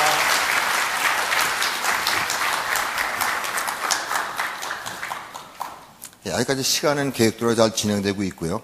그럼 다음에는 그 두 번째 강연자이신 그 유현호 대표님을 소개해 드리겠습니다. 유 대표님께서는 화학공학 박사를 학위를 가지고 계시고, 이전에는 키스트에서 연구원으로, 아이벡스에서는 수석연구원으로 계셨었고, 현재는 그 주식회사 제닉의 대표이사를 맡고 계십니다. 현재 또 벤처기업협회 부회장도 같이 일하고 계시고, 작년에는 벤처 1000억 기업 선정. 예, 제가 파트는 전에 못 받은 것 같습니다. 올해에는 최우수 사회공인 기업상도 수상하셨고요. 저희 브로셔에 하면은 상처 치료제 실패를 마스크팩 성공으로 이끈 하이미팩 2000억 신화 창조의 주인공이십니다. 그럼 유 대표님을 단상으로 올라오셨으니까 좀 부탁드리겠습니다. 네, 고맙습니다. 반갑습니다. 앞에 발표하신 분은 이제 투자하신 우리 임 대표님이 하셨고요. 저는 우리 임 대표님 같은 분한테 투자를 받아서 사업을 하는 사례입니다. 그리고 이제 A급, B급, C급 이제 말씀하셨는데, 전 개인 스스로가 제가 뭐 C급, A급 아니고 3류라고 얘기를 합니다. 왜냐하면, 저 스스로 자체도 어떤 창업에 대한 준비가 사실은 없었는데, 결론적으로 보면 창업을 하게 되었습니다. 근데 어떻게 이게 이어졌는지, 뭐 저는 이런 생각을 가지고 있어요. 조금 본인이 A급이 아니라 생각되더라도 희망을 가지고 열심히 열정을 다해서 노력을 하면 어느 정도의 조그만 성과를 이룰 수 있다는 게 제 생각입니다. 그리고 그런 분들한테 저 같은 사람도 하는데 여기 계신 분들은 아마 저보다는 다 훌륭하신 분들 계시거든요. 그래서 저를 보고 쟤도 하는데 나도 할 수 있다. 이런 희망을 가졌으면 하는 마음에서 저 올라왔습니다. 저 같은 경우는 제가 전공을 지금 방금 화학공학 박사라고 말씀하셨는데 박사학위는 제가 사업하면서 학위를 받은 겁니다. 학위가 있었던 게 아니고요. 학부 때는 제가 섬유공학과를 전공을 했어요. 그리고 아주 뭐 좋은 대학도 아니고요. 그리고 소위 말해서 제가 이제 대학원을 들어갔는데 아까 키스터 위청연구원 나오지 않습니까? 그 당시에 이제 키스터에서 군대를 갔다 온 사람을 원했어요. 근데 제가 또 대학을 사무소에서 대학을 가다 보니까 대학 가자마자 바로 또 군대를 갔다 왔어요. 그러다 보니까 키스터에서는 군대 갔다 오신 대학원생을 원했던 것 같아요. 그래서 제가 키스터에 가게 되었고요. 가서 보니까 너무나도 훌륭하신 분들이 많은 거예요. 뭐 다 이렇게 소위 말해서 유학 갔다 오시고 S대 나오신 분들 위주로 계셨는데 제가 너무 실력이 없다고 생각하니까 되게 열심히 일했던 것 같습니다. 거기서 정말 열심히 일하니까 제가 나중에 도움되는 일이 벌어졌어요. 무슨 뜻인가 하면요. 중소기업청이나 발명진흥회나 아니면 그 보건복지부 이렇게 과제 같은 게 많습니다. 기업을 하다 보면 그 과제에 보통 이제 제가 따로 가면 심사하신 분들이 다 그런 분들이 있더라고요. 근데 만약에 제가 그 당시에 열심히 안 했다 그러면 아마 그분들이 저를 갖다가 이렇게 X를 했을 거라 생각을 해요. 그래서 그때 있던 그 성실했던 모습이 제가 사업하는데 한 10% 정도의 기여를 했던 것 같고요. 그러다가 제가 또 이제 대학원을 졸업하는데 IMF가 터졌습니다. 그래서 취업이 사실 안 됐어요. 안 되다 보니까 지금 80만 원 세대 이런 얘기 많이 하지 않습니까? 저희가 70만 원 세대였습니다. 97년도에. 그 70만 원을 받으면서 이제 또 위청연구원이라는 생활을 또 했었어요. 그게 제 이력입니다, 사실은. 남들 모르신 분들은 되게 좋은 이력이네 하지만 저는 나름대로 생각하기에 그 이력이 제 나름대로의 스토리텔링이라 생각하고 있어요. 그러다 보니까 60만 원 받고 또 1년 동안 열심히 일하고 있는데 그때 이제 벤처붐이 일어났습니다. 1세대 벤처붐이 일어나서 외국계 벤처기업이 투자를 하기 시작한 거예요, 한국에. 그때 이제 저한테 제안이 온 겁니다. 연구소에 있으니까 연봉 2천을 주겠다. 연봉 2천이면 한 달에 한 120만 원 받습니다. 그래서 너무 감사한 거예요. 60만 원 받다가 120만 원 받으니까. 그러니까 정말 열심히 일을 했어요. 열심히 일하니까 제가 워낙 또 성실하고 또 제 스스로가 제가 잘났다 생각 안 했기 때문에 겸손하게 열심히 일했던 것 같아요. 그러다 보니까 그 외국계 대표님이 연봉을 5천을 올려주시더라고요. 1년 반 만에. 그리고 나서 벤처붐이 일어나니까 저를 갖다가 회사를 만들어라, 투자를 하겠다. 그 만든 회사가 제닉입니다. 그래서 저는 어떻게 보면 준비가 안 되고 좀 안 됐다 하더라도 성실히 열심히 하고 하다 보면 좋은 분들에 의해서 자연스럽게 된다. 그래서 저는 저 같은 사람도 하는데 저보다 똑똑하신 분들은 더 잘할 수 있다. 이런 얘기를 제가 하고 싶어 합니다, 사실은. 그리고 나서 제가 이제 창업을 하게 됐어요. 근데 이제 시드머니라는 돈은 금방 없어집니다, 돈은. 뭐 제품 하나 만드니까 없어지더라고요. 때마침 제가 고등학교 나온 선배님이 그의 코스닥 상장이 됐는데 찾아갔어요. 왜 찾아갔는가 하면 저희 물건을 좀 사주십시오 하고 찾아갔어요. 찾아갔는데 그분이 저를 보시더니만 투자를 하고 싶다 라고 말씀하신 거예요. 그때 제가 한 4억을 받았습니다. 개인 2억, 또 법인에서 2억. 근데 이제 결론적으로 말씀드리자면 그 개인 2억이 2011년도에 한 140억이 되었습니다. 그게 바로 엔젤 투자예요. 그래서 지금 소위 말하고 있는 그 시드머니 엔젤 투자, 이 붐이 지금 일어나고 있어요. 그리고 나서 제가 또 사업하는 데 있어서 중간에 받은 돈이 뭐 산업은행에서 11억 20억, 또 우리 임 대표님 같은 또 벤처캐피탈에서 32억. 이런 돈에 의해서 제가 공장이 설립되고 생산하고 판매하게 됐습니다. 근데 그러면 이 과정에서 어떤 일이 있었는가 제가 이제 말씀을 드려보겠습니다. 터크라는 부분을 제가 연구소에 있었지만 그렇게 인지를 잘 못했어요, 사실은. 어떤 인지를 못했는가 하면요. 터크는 그냥 단순하게 쓰는 거라 생각을 했어요. 근데 제가 그 오만한 생각이 제가 한 7년 뒤에 회사가 잘 될 때 이 터크 때문에 엄청난 고생을 하게 됩니다. 제가 처음에 이제 사업을 하고 아시는 선배님이 2억을 투자할 때 그 4억을 받고 개인 2억 총사업받고 미국에 수출하게 되었는데 수출할 때 미국에서 조건이 뭔가 하면 특허를 등록을 해라 했습니다. 미국에. 특허가 등록되지 않으면 수출 못한다 얘기를 하더라고요. 그제서야 제가 부랴부랴 특허를 만들어서 제품을 만들고 난 다음에 사실 등록을 한 거예요. 근데 그러다 보니까 특허가 제대로 되겠습니까? 제 나름대로는 했다 하지만 그 당시에 이제 돈이 없기 때문에 소위 말해서 방어 특허라는 걸 잘 못했어요. 그러다 보니까 2007년도에 8년도에 소위 말해서 기술 유출 이런 부분이 있습니다. 기업에 보면 그런 사건이 났을 때 소송에서 특허 부분이 되게 심각하게 문제가 됩니다. 그리고 또 하나는 저희가 2011년도에 코스닥 상장을 갔는데 상장 심사 중에 이 고의적으로 방해하는 세력들이 많습니다. 특허 무효 소송을 냅니다. 무효 소송을 내면 상장 심사하는 데서 상장 심사 조건에서 제외됩니다. 왜? 특허 무효 소송에 의해서 이 아이템이 회사의 매출액의 70% 이상을 차지하고 있는데 무효가 되면 주주들에게 많은 피해가 간다는 거죠. 피해가 가면 결국은 문제가 되니까 소위 말해서 심사를 거절합니다. 근데 우리 앞에서 임 대표님이 이제 움츠리 기사 말씀하셨는데 저 개인적으로 이제 크리스찬이기 때문에 하나님이 도왔다 그래요. 심사하는 날 저희가 3심에서 이겼습니다. 그래서 저희가 코스닥에 등록이 되었던 거예요. 근데 제가 이 과정을 통해서 느낀 건 뭔가 하면요. 특허는 본인이 잘나서 쓰는 것도 아니고 또 아시는 특허 변리사님을 통해서도 아니고 정말 그 분야의 전공적인 크다고 말씀하기 뭐하지만 전문으로 하시는 변리사님을 만나서 특허를 써야 된다는 거 말씀드리고 있습니다. 그래야지만 저희가 소위 말해서 특허 등록하는데 돈이 한 1억 정도 돈이 들었거든요. 저희가 중국, 일본, 러시아, 한국 그리고 미국, 유럽은 PCT로 다 커버를 하고 있는데 총 한 1억 한 2, 3천 정도 들었는 것 같아요. 근데 특허 소송하는데 들어간 돈이 한 2억이 넘습니다. 만약에 중소기업이나 벤처기업에서 이런 특허 소송을 통해서 2억을 날린다 그러면 아마 사업을 드랍해야 될 겁니다. 아마. 그리고 앞에서 말씀드린 것처럼 기술 유출. 기술 유출은요 정말 심각합니다. 왜냐하면 돈이 안 될 때는 직원분들이나 다른 분들이 관심을 안 가져요. 근데 돈이 좀 되기 시작하니까 어떤 문제가 생기는가 하면요. 다른 회사에서 우리 회사 직원분들한테 이렇게 연락이 와요. 같이 하자. 근데 한번 보십시오. 보통 생산하시는 저희가 맨 처음에 이렇게 했던 분이 생산하시는 공장장이었어요. 제품을 다 만들 줄 아십니다. 100% 기술을 이해하지 못하지만 할 줄 아세요. 그러면 그걸 가지고 나갑니다. 그래서 제가 소송을 했어요. 소송을 하는데 그분이 있는 지역이 안산이다 보니까 제가 매번 안산에 가서 검사님 앞에서 동일한 조건에서 조사를 받습니다. 한 3개월을 받았어요. 일주일에 2번씩 가가지고. 그리고 나서 이제 검찰에서 기소를 합니다. 기소를 하면 재판을 합니다. 2년이 걸렸습니다. 결론적으로 하면 저희가 이겼습니다. 이겨가지고 지분받고 로열티 받는 조건에 계약을 했는데 그 다음에 저희가 준비한 거가 이 기술 유출에 대해서 회사 보안 프로그램을 깔았습니다. USB는 허락된 USB만 사용해야 되고 또 회사의 일체 자료에 대해서는 유비 유출 안 되게끔 준비를 했어요. 그래도 불구하고 또 생기더라고요. 이런 부분이 사실 특허, 지식재산 이런 부분에 상당히 큰 문제를 일으키고 있습니다. 그래서 저는 이런 말씀을 드리고 싶으세요.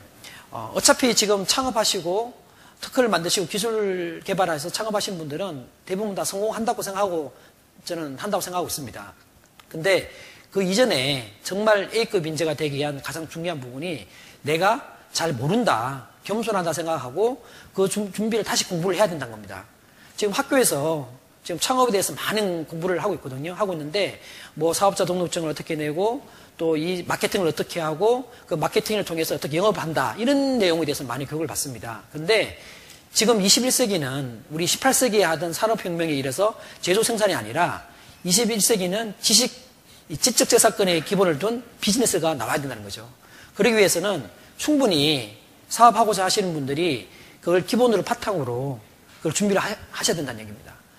자, 그러면 저는 이런 부분은 되게 로스를 했어요. 그러면 과연 제가 받은 아이템 가지고 어떻게 사업화해서 나름대로 마케팅 했는가를 한번 말씀드려보도록 하겠습니다. 저는 역발상 얘기를 많이 합니다. 역발상 얘기를. 어떤 얘기인가 하면요. 제가 처음에 제품 우리 교수님께서 소개하신 바와 같이 상처 치료제를 개발하려고 했습니다. 제 나름대로 이제 폼나게 멋있게. 왜냐하면 욕 나가보니까 데일밴드를 안 붙이고 이 드레싱제를 붙이는데 아주 고가를 붙이더라고요. 근데 제가 이제 구분자를 공부하다 보니까 이거 가능하겠더라고요. 그래서 제가 그 제품을 개발했는데 개발해놓고 보니까 그 뒤에 크다란 공룡이 있는 거예요. 공구문을 열면 우리 인디아나 존스에 가보면 그 지도를 찾아가지고 보물을 찾으려고 그러면 괴물 있죠. 마찬가지더라고요. 제가 제품 개발해서 판매를 하려고 보니까 임상 실험을 해야 되고 또 임상하는 돈이 어마어마한 돈이 들더라고요. 제가 팔 수 있는 상황이 아니더라고요. 그때 제가 사고 전환을 했어요. 어떻게 사고 전환을 했는가 하면 저는 참 이 모든 것이 준비됐다고 생각합니다. 제가 대학을 삼수하고 제가 1학년 때 군대 갔다 오다 보니까 군대 갔다 와서 외국 배낭여행이 자율화됐습니다. 제 세대에. 그때 제가 배낭여행 했던 저 호주라는 데에 가면 커다란 그 에어전락이란 앞에 계신 분 호주에서 오셨던데 그 지구의 배꼽이라는 에어전락이라는 큰 바위가 있는데 거기서 제가 여행하는 도중에 돈이 좀 떨어져서 워킹 비자가 없었기 때문에 그 지역에서 이렇게 조금 그 막노동 같은 걸 좀 하게 되었어요. 원래 제가 피부가 되게 좋습니다. 근데 그때 얼굴이 뒤집어진 거예요. 그러다 보니까 밤에 잠을 못 잔 거예요. 잠을 못 자니까 옆에 계신 분이 물수건을 냉장고에 넣었다가 얼굴에 덮어주시더라고요. 그래서 제가 그때 그 생각이 나서 그 제품을 사고를 전환시켜서 화장품 마스크 팩으로 한 겁니다. 2000년도에 팩할 때는 많은 분들이 팩을 몰랐어요.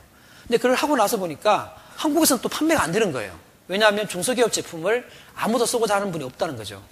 그때 제가 미국 시장이 있지 않느냐 싶어가지고 미국 시장 가게 되었어요. 가서 보스턴에서 사무실을 내고 이런 자리에서 제가 IR을 했습니다. 뭐 영어를 잘해서 한 건 아니었어요. 항상 노력하면 되더라고요. 그냥 애워서 한 거죠. 했는데 그중에 미국 파트너하고 계약이 맺어가지고 미국의 큰 소위 말해서 이마트 같은 뭐 월그린, 타겟, CVS에 납품하게 된 거예요. 납품을 하니까 한국에 있는 우리 화장품 메이저 하신 분들이 1년에 한 번씩 시장 조사를 갑니다. 갔다가 저희 제품을 보고 역으로 저희한테 제안이 온 거예요. 한국에 납품을 해보자. 그래서 저희가 지금 사실은 우리나라에 있는 메이저 화장품 업체들, 뭐 아미에이나 3M이나 이런 모든 또 외국의 유명한 글로벌 업체들 다 OEM을 하고 있습니다. 그러다 보니까 홈쇼핑에 이런 제품을 팔 수 있겠더라고요. 그래서 저희가 했는 게 하위밋이랑 홈쇼핑에 판매를 하게 된 겁니다. 판매를 해서 현재 아마 3천억 정도를 팔았던 것 같아요. 그리고 2011년도에 저희가 1,000억 벤처클럽에 달성하고 또 코스닥에 상장이 되고 또 그걸로 인해서 처음에 하고자 했던 제품을 저희가 지금 할 수 있는 자본과 여력이 있어서 지금 하고 있습니다. 현재는 지금 중국도 공장이 있고요. 논산에 1공장, 2공장에서 저희가 이제 세팅을 하게 된 거죠. 그리고 마지막으로 한 거가 뭔가 하면 중소기업이라는 이미지를 벗어나기 위해서 문화기업이라는 것을 포장을 했습니다. 그래서 저희는 회사 내에서 전 직원분들이 악기를 배우고 운동을 하면서 문화 경영을 표방으로 저희가 인터넷 가서 보시면 아시겠지만 그런 중소기업이 아닌 문화기업으로 거듭나면서 이제는 소위 말해서 히든 챔피언, 월드 클래스 개념으로 전 세계 마스크팩을 대접자 해서 저희가 다시 한번 2단계의 도약으로 열심히 노력하고 있습니다. 네, 지금 시간이 짧아가지고요. 이렇게 말씀드리고 또 질문 교수님과 함께 하도록 하겠습니다. 네, 감사합니다.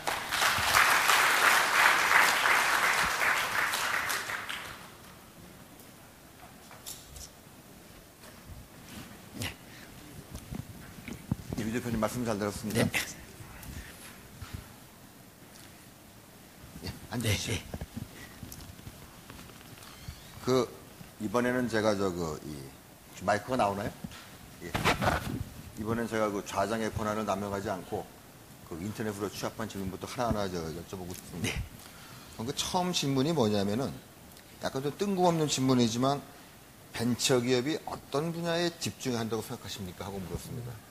지금 레드오션하고 이렇게 블루오션 얘기를 많이 하는데요. 이게 틈새 시장 같아요. 저도 만약에 일반 화장품을 갔었으면 많이 어려웠을 것 같아요. 그런데 팩이라는 시장이 대기업이 하는 기업 분야는 아니었거든요. 그래서 벤처기업이라 그러면 어떤 뛰어난 기술도 아니고 또 어떤 뭐 특이한 것도 아니고 있는 시장에서 남들이 모르는, 그러니까 남들이 알아서 안 하느냐 아니면 남들이 돈이 안 돼서 안 하느냐 그 판단을 잘하면 그 벤처기업이 되지 않겠나 생각하고 있습니다.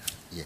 그다음에 또 하나는 저도 처음 들어보는 건데 최근 제닉이 오픈 이노베이션 디벨롭을 선포했다고 하는데 이를 선언하시게 된 계기와 향후 OID의 전망은 어떤지 묻는 질문이 있습니다. 제가 이제 이런 생각을 했어요. 저희가 공장 세팅하는데 돈이 한국 돈으로 한 300억 정도 돈이 들었습니다. 근데 똑같은 아이템을 또 비슷한 아이템을 동일하게 돈을 들일 필요는 없다고 생각하고 있어요. 그래서 혹시 여기 계신 분 중에서 좋은 아이템을 갖고 계신 분 있으면 제 회사에 오시면 소위 말해서 개발자가 돈을 벌 수 있는 보통 창조경제라는 거가 원고 쓴 시나리오 작가는 돈을 못 벌고 영화사만 돈 번다 그런 얘기가 있거든요. 제가 원하는 거는 개발자가 돈을 벌 수 있는 그렇게 하고 싶은 마음에서 제 회사에 그걸 선언을 했고요. 지금 한 업체가 저희하고 지금 하고 있습니다. 예, 그 다음에 질문은 약간 좀 정책적인 것 같기도 한데 벤처 창조경제의 신화를 이루셨다고 들었는데 현 정부의 창조경제와 접목되는 부분은 어떤 점에서 일맥상통하는 점이 있는지와 과연 벤처기업들이 어떤 창조경제를 세분화하여 윈윈할 수 있는 전략을 펴야 할까 하는 질문이 있습니다. 제가 사실 기회가 생겨가지고 정부 기재부에서 창조경제 그 브리핑하는데 한번 들어가 본 적이 있는데요. 그때 BIB께서 이런 말씀을 하시더라고요.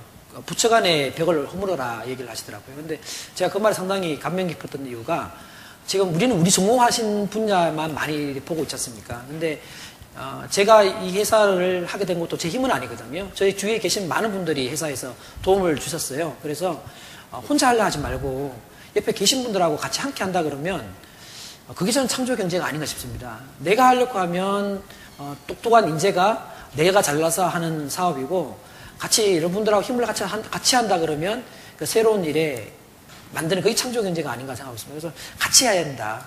그런 쪽에 말씀드리고 싶죠. 그러니까 일종의 그 벤처기업들께 이제 뭐 클러스터나 아니면 그 이코시스템을 이루듯이 같이 협업할 수 있는 네, 그렇죠. 그런 윈윈을 말씀하시는 네. 거네요. 예. 또 하나는 창조 경제와 더불어서 현 정부에서는 다양한 창업 지원 프로그램을 내세우고 있습니다. 대표님께서 생각하시기에 창업을 위해서 국가에서 해줘야 할 의미 있는 프로그램을 하나 두 개 추천해 주신다면 무엇이고 혹시 외국에서의 그 지원 프로그램 중 참고할 만한 사례가 있는지 부탁을 드리네요. 지금 중소기업청하고요, 그 많은 기관에서 지금 많은 돈을 푼다고 알려져 있습니다. 근데 저는 사실 지금 우리나라 중소기업 상당히 하기 좋은 나라거든요. 지원을 많이 해줘요. 근데 제일 큰 문제는 우리의 인식 같아요. 무슨 인식인가 하면요. 한번 생각해 보세요. 옛날에 저희가 일제시대 때 독립운동 한다 그러면 뭐라 그러죠? 내 아들은 하지 마라 그럽니다. 내 사위는 하지 마라 그럴 거예요. 또 6.25 전쟁 났을 때, 내 아들은 군대에 참여하지 마라 그랬을 거예요. 대부분 다. 지금이 저는 창업전쟁이라고 하거든요. 전 세계하고. 물론 준비된 사람이 해야 되겠지만, 내가 창업하는데 내 아들은 하지 마라. 내 사이는 안 된다. 그냥 공기업에 취업하고 대기업에 취업해라. 지금 그런 인식이 너무 강합니다. 그래서 저는 지금 우리 그 K-팝 한류로 인해가지고 많은 친구분들이 아이돌 스타가 되길 원하고 또 옛날에 박세리 퀴즈라 그래서 많은 분들이 LPG에 그 우승하기를 원해서 많은 프로 선수가 나왔거든요. 그래서 조금은 많은 성공한 이 벤처기업가, 창업기업가, 중소기업가 분들을 어느 정도의 사회적에서 그렇게 막 이상하게 뭐 나쁜 기업가로 사회적 매도하지 말고 어느 정도의 조금이나 존경심이 있다고 한다 그러면 많은 분들이 좀 생각을 바꿔서 전체 분위기가 저는 바뀌어야 된다 생각합니다. 그렇지 않고서는 아무런 어떤 규제를 만들고 도움을 주고 한다 하더라도 저는 어렵지 않을까 그렇게 생각하고 있습니다. 지금 롤모델이 많아지면 또 인식이 네, 저는 그렇게 생각하고 있습니다. 예. 그다음에 그 아까 발표하신 거하고 약간은 일맥상통한 내용인데 이 다음 질문은 대기업에서는 직무변명에 대한 적절한 처우를 하지 않고 있으며 중소기업에서는 기술 유출에 대한 심각한 고민을 하고 있는 실정입니다. 창의적 아이디어를 바탕으로 한 본 기업에서 기술 유출을 막고 직원들에게 적절한 대우를 할 수 있는 특별한 방안이 있는지 궁금합니다. 사실 제일 어려운 질문인데요. 대기업도 마찬가지고 중소기업도 마찬가지고 벤처기업도 마찬가지고 그 대표하시는 기업가들이 기업가 마인드가 바뀌어야 된다고 생각하고 있습니다. 그러니까 저희 말해서 기업가 정신이죠. 저도 사실 처음에 돈을 벌려고 사업을 했거든요. 근데 사업을 하다 보니까 돈을 벌 수 있는 게 아니더라고요.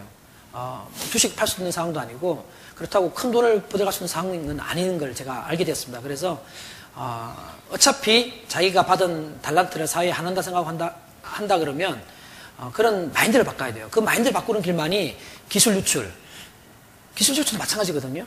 직원분들한테 저도 그럴 할 말 자격은 없지만 왜 이 직원이 왜 나가게 되었는가 그만한 대가를 안 갖기 때문에 나갔다 그런 생각합니다. 그래서 모두가 또 대기업에서는 그런 직원을 빼간다 이런 생각도 바뀌고 M&A 활성화 그리고 또 대표이사의 그 마인드 건전한 마인드 이런 모든 사람들이 바뀌어야지만 되지 어떤 제도나 방법에 의해서 막으려고 한다 그러면 그거는 영원한 답은 없다고 저는 생각하고 있습니다. 저도 전적으로 동의하는데 뭐 작년 같은 경우에 뭐 이제 삼성하고 LG가 종업원들 이직 때문에 크게 싸웠었잖아요. 네. 그래서 이제 보면은 뭐 여러 가지 얘기가 나오는데 저는 항상 궁금했던 게 이렇게 그 실리콘밸리에서는 제가 오늘까지 구글에 근무하다가 내일 아침에 그만두고 창업을 하거든요. 네. 근데 그런 경우에 기술 유출 사태가 많이 발생한다는 소문이 많지 않았거든요. 네.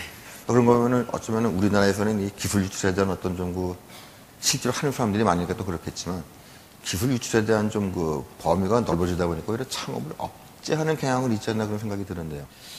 이제 핀란드 노키아 얘기를 많이 하시더라고요. 노키아가 지금 핀란드에 많은 악영향을 끼쳤지만 오히려 거기서 나오신 분들이 그 우리가 알고 있는 앵그리버드 만들어서 GMP를 일조하고 하듯이 결국은 일하시는 분들이나 또 CEO나 이 모든 분들이 서로가 건전한 마인드가 돼야지. 그러니까 이게 저는 기업가 정치인이라 생각하거든요. 학교에서 이런 걸 기본으로 공부를 해야지만 자연스럽게 되는 거지. 이걸 어떻게 뭐 법적으로 뭐 고소하니 소송하니 이런 쪽으로 막을 기는 사실 정답은 없는 것 같습니다. 사실 저도 그 대표님하고 전적으로 공감하는 게 이게 그 화장실 가기 전하고 후하고 얘기 같은데, 화장실 가기 전에 제가 대기업에 근무할 경우라면은 대기업에서 내 머릿속에 있는 걸 다 빼가게 되면은 그 다음에 제가 잘려도 할 말이 없잖아요.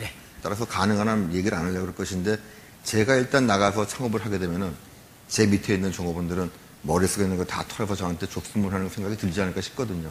근데 그런 면에서는 확실히 이 머릿속에 있는 지식재산 관리가 상당히 힘든 것 같습니다. 그다음에 그 마지막 질문인데요. 이 질문은 뭐냐면은 실업률 증가로 인해서 창업에 도전하려는 청년들이 증가하고 있는 실정입니다. 창업을 준비하는 청년들에게 해주고 싶은 말씀이 있으신가요? 그 다음에 거기다 제가 좀 더한다면은 아까 그 대표님 말씀이 처음 창업하실 때가 30대 초반. 네. 근데 그 지금 보시기에 여러 가지 경험하고 모든 산전수전을 겪으신 다음에 보면은 지금 정부에서 이렇게 들어와야 하는 게 상당히 그 청년 창업에 역점이 되어 있잖아요. 네, 대학교 다니는 중이라거나 또는 대학교 졸업한 그 학생들. 저는 걱정되는 게, 물론 방금 말씀하신 대로 내 자식들을 창업시키냐 하면은 걱정되는 게, 얘들이 창업하다가 한 번만 하게 되면은 26대고, 네. 그때 그때 되면은 대학원 가기도 늦고, 또 취직하기 뭐 하니까 한 번 더 했다가 또 망하면은 30살. 그런 걱정이 상당히 크거든요. 도무지가 어떤 식으로 좀 해결할 수가 있을까요? 저 역시도 사업하면서 2007년도에 한번 큰 위기가 왔었어요. 그래서 제가 서울역 가야 되는구나 이런 생각을 했었습니다. 사실은. 왜냐하면 그 보정 선거가 한 55억 정도 되더라고요. 제가 그때 느낀 거가 이건 내가 왜 했을까 이런 생각도 되게 많이 했습니다. 근데 사실 이런 생각을 해요. 우리나라 학벌 사회잖아요. 그렇지 않습니까? 그러니까 서울대, 연고대, 고대, 카이스트, 포항공대 이렇게 많이 이렇게 스카이대라 치고 결혼소에서도 인류대학이라 치고 하는데 본인이 생각해서 내가 받은 달란트가 많다. 부모님한테 물려받은 지식이 많고 내가 좋은 머리를 가지고 있고 또 좋은 체력을 가지고 있다 하신 분들은 창업을 했으면 좋겠어요. 그리고 내가 스스로 생각해서 나는 어떤 조직 속에 가서 성실하게 일할 수 있다. 그리고 그 조직에서 정말 도덕적으로 열심히 일할 수 있다 하신 분들은 또 그런 조직에 들어가면 될 것 같고요. 그래서 어떤 장려, 창업을 해라. 20대 창업을 해라. 30대 창업을 해라. 40대 창업을 해라. 이런 개념이 아니라 가장 본인이 전 제일 잘한다고 생각을 해요. 근데 본인이 열정이 있고 또 열심히 한다 그러면 항상 길이 열리더라고요. 그래서 저는 마지막으로 드리고 싶은 얘기가 우리나라 사회가 저도 대학을 3수 했지 않습니까? 저는 정기 후기 시험 치하고 다 친 것만 해도 꽤 되거든요. 한 6번 시험 본 것 같더라고요. 실패를 용인할 수 있는 사회가 됐으면 좋겠어요. 실패를. 우리는 실패하면, 너 학교 어디 나왔어? 그러면, 너 머리 나쁘구나. 넌 안 돼. 그게 아니라, 네가 실패를 했지만, 네가 다시 한번 기회를 한번 주겠다. 그리고 저희 회사도 마찬가지거든요. 어떤 아이템을 해서 실패하시는 분이 있으면 그분을 제가 못 내보내요. 왜냐하면 들어간 돈이 얼마나 돼요. 그 경험이 있기 때문에 다시 한번 성공할 수 있지 않습니까? 그래서 좀 사회가 좀 실패를 용인하고 그 실패에 대한 기회를 준다 그러면 본인이 알아서 움직이되 어차피 저희 사회가 지금 많이 성숙되어 있지 않습니까? 우리나라 사회가. 그래서 거기 내에서 실패만 용인할 수 있는 사회가 된다 그러면 도전이 아니라 어떻게 보면 지금 아까 말씀드린 것처럼 세계와 전쟁을 하고 있거든요. 전쟁을 하고 있는데 누군가는 나가야 되는 자리에 내가 나가겠다라는 그런 희망이 생기지 않겠나 그런 생각입니다. 마지막으로 제가 한번 가설을 한번 써보는데 혹시 이제 동의하실지 모르겠는데 아까 제가 임 대표님께 말씀드렸지만 창업하는 게 직장 경력이 있고 좀 나이 좀 드신 하는 게 좋은지 또는 젊은 사람이 하는 게 좋은지 해서 좀 직장 경력이 있고 백그라운드가 있는 사람이 하게 되면은 성공 확률은 높지만 대박 확률은 젊은 친구들이 낮다. 한데 그것도 분야별로 따진다면은 아무리 그 대표님께서 대학 졸업하시자마자 이걸 하신다 그래도 그 사이에 공부하셨던 그런 경험이나 지식이 없었다면 가능했을까요? 저는 이렇게 말씀드리고 싶으세요. 우리나라의 중견기업이 한 300 몇 개가 있습니다. 그러니까 소위 말해서 중견기업 기준이 매출로 1,500억 이상 되고 그 1조 이하인가를 중견기업이라 그래요. 그런데 그 중에서 대기업에 종속된 기업이 몇 개일까요? 거의 60% 넘습니다. 대기업의 합청업체가 중견기업이 많이 있어요. 근데 앞에서 우리 경험에 의해서, 그러니까 소위 말해 직장 경험에 의해서 나와 창업하신 분들은 중견기업으로 갈 확률은 없습니다. 왜냐, 안정적이기 때문에. 1,000억도 금방 넘습니다. 2,000억 금방 넘습니다. 근데 대기업하고 같이 종속되어 움직이기 때문에 그 기업이 망하면 같이 움직입니다. 근데 제가 원하는 우리나라의 아름다운 3만 불 되는 기업은 어떤 기업인가 하면요. 소위 말해서 종속되지 않은 히든 챔피언 같은 기업이에요. 그러니까 글로벌하게 이 아이템에 대해서 1등이 되면 돼요. 한국에서 매출이 500억 정도 안 되더라도 독일 500억, 일본 500억, 미국 500억 하면 1조가 됩니다. 새우가 모여서 큰 고래가 되듯이 큰 형태를 이룰 수 있습니다. 우리나라가 4만 불 가기 위해서는 가장 큰 조건 요인이, 필요 조건이라고 생각되는 부분이 어떤 아이템이 전 세계 1등이 되는 아이템, 그리고 대기업에 종속되지 않으면서 소위 말해서 스몰 자이언트가 되는 아이템, 그런 아이템이 있는 기업이 많아져야 되는데, 그 많아져야 되는 기업이 경력자가 나와서 창업하는 경우는 없느냐, 아니면 대학 때 창업하는 경우가 많으냐, 아니면 대학 졸업하고 많으냐. 그건 아직 우리나라 사회가 아직 이렇게 창업에 대해 사회가 한 15년밖에 안 됐기 때문에 데이터가 아직 잘 없더라고요. 그래서 여러분들께서 좋게 만들어 주시면 그 데이터베이스로 이제 정부에서 대학 청년 창업 지원하겠다, 아니면 기업에서 한 40대 창업 장려하겠다, 이렇게 나오지 않을까 생각하고 있습니다. 근데 분명한 거는 스몰 자이언트 같은 그런 기업이 우리나라에 있어야지만 우리나라가 3만 불 갈 수 있다. 저는 그런 확신은 있습니다. 예, 좋은 말씀 감사합니다. 그 열정적으로 강의해 주신 유 대표님께 다시 한번 큰 박수 부탁드리겠습니다. 네, 감사합니다.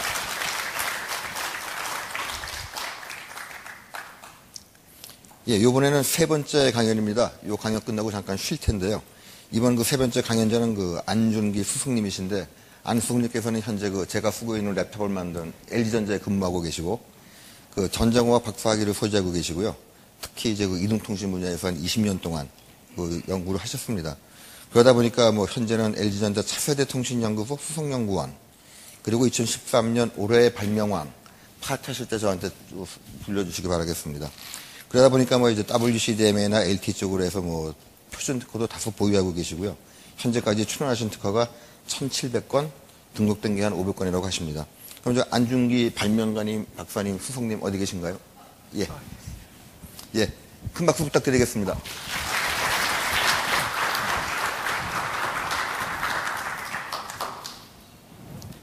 네, 반갑습니다. 굉장히 설명을 좋게 해주셨는데요. 그 소개해 주신 대로 저는 LG전자 이동통신연구소에서 현재 표준화 업무를 만 12년 정도 하고 있습니다. 제가 원래 이렇게 말주변이 있는 그 사람도 아니고 강연 같은 걸 많이 하는 사람도 아니라, 사실 이 강연이라고 해야 되나요? 스피치를 좀 해야 되는지 주저했는데, 이 주최 측에서 올해 발명왕 수상자는 꼭 해야 된다고 하셔가지고 약간은 이렇게 울며 겨자 먹기로 강연을 하게 됐습니다.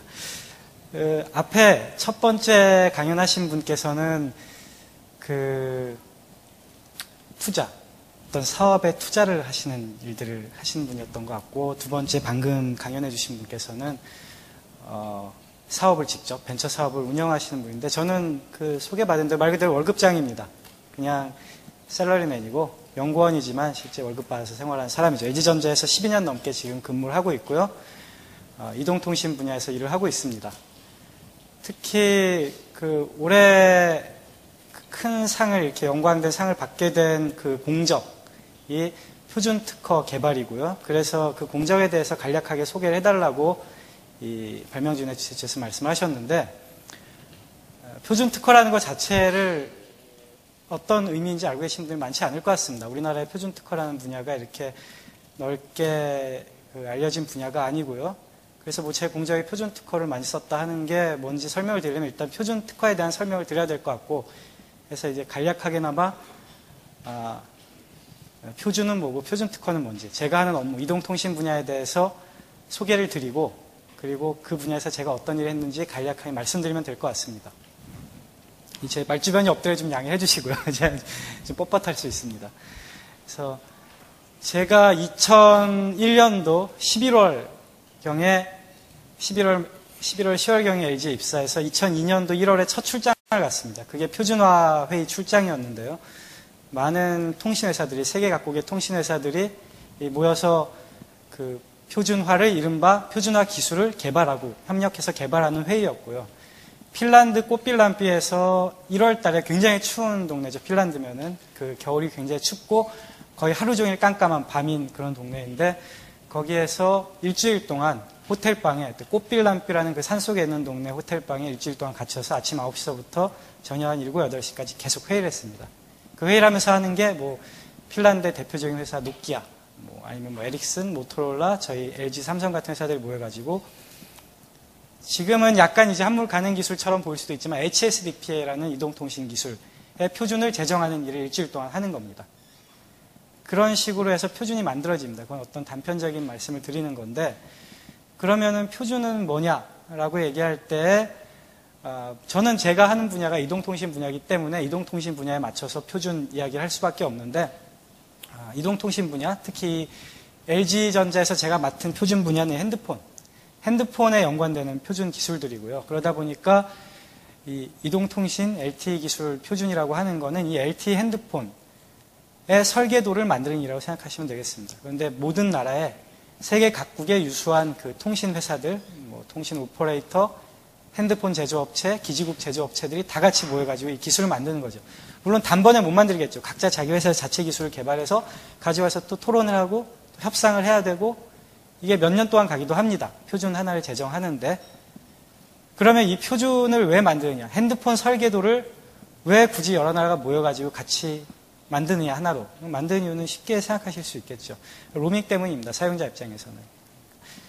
내가 가지고 있는 핸드폰 하나로 뭐 미국에 가서도 일본에 가서도 다 통신을 하고 싶다.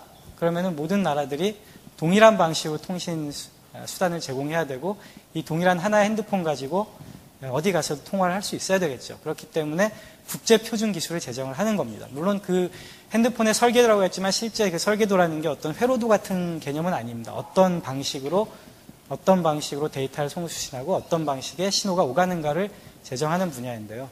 그런 표준을 만듭니다. 제조업자나 오퍼레이터 입장에서는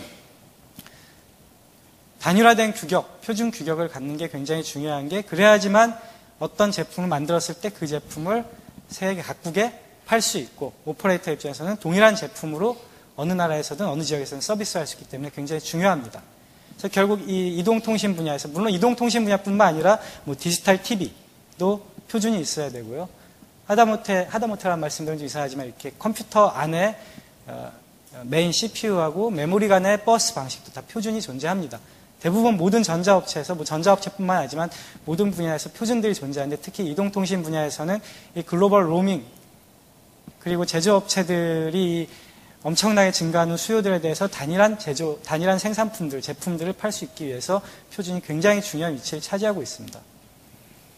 그러면은 표준 특허라는 것은 무엇인가 말씀을 드리면은, 이 표준, 이 핸드폰으로 따지면은 핸드폰 이동통신 기술, 규격 안에 들어가 있는 기술들에 대해서 어떤 회사가, 어떤 개인이 미리 출원한 특허를 가지고 있다. 그럼 그게 바로 표준 특허라고 말씀을 드릴 수 있습니다. 표준 IPR이죠. 표준 IPR이라는 거는 그 분야가 얼마나 상업적으로 큰 매스를 가지고 있느냐에 따라서는 굉장한 이익 내지는 굉장한 경제적인 효과를 창출하는 분야가 될 수 있습니다.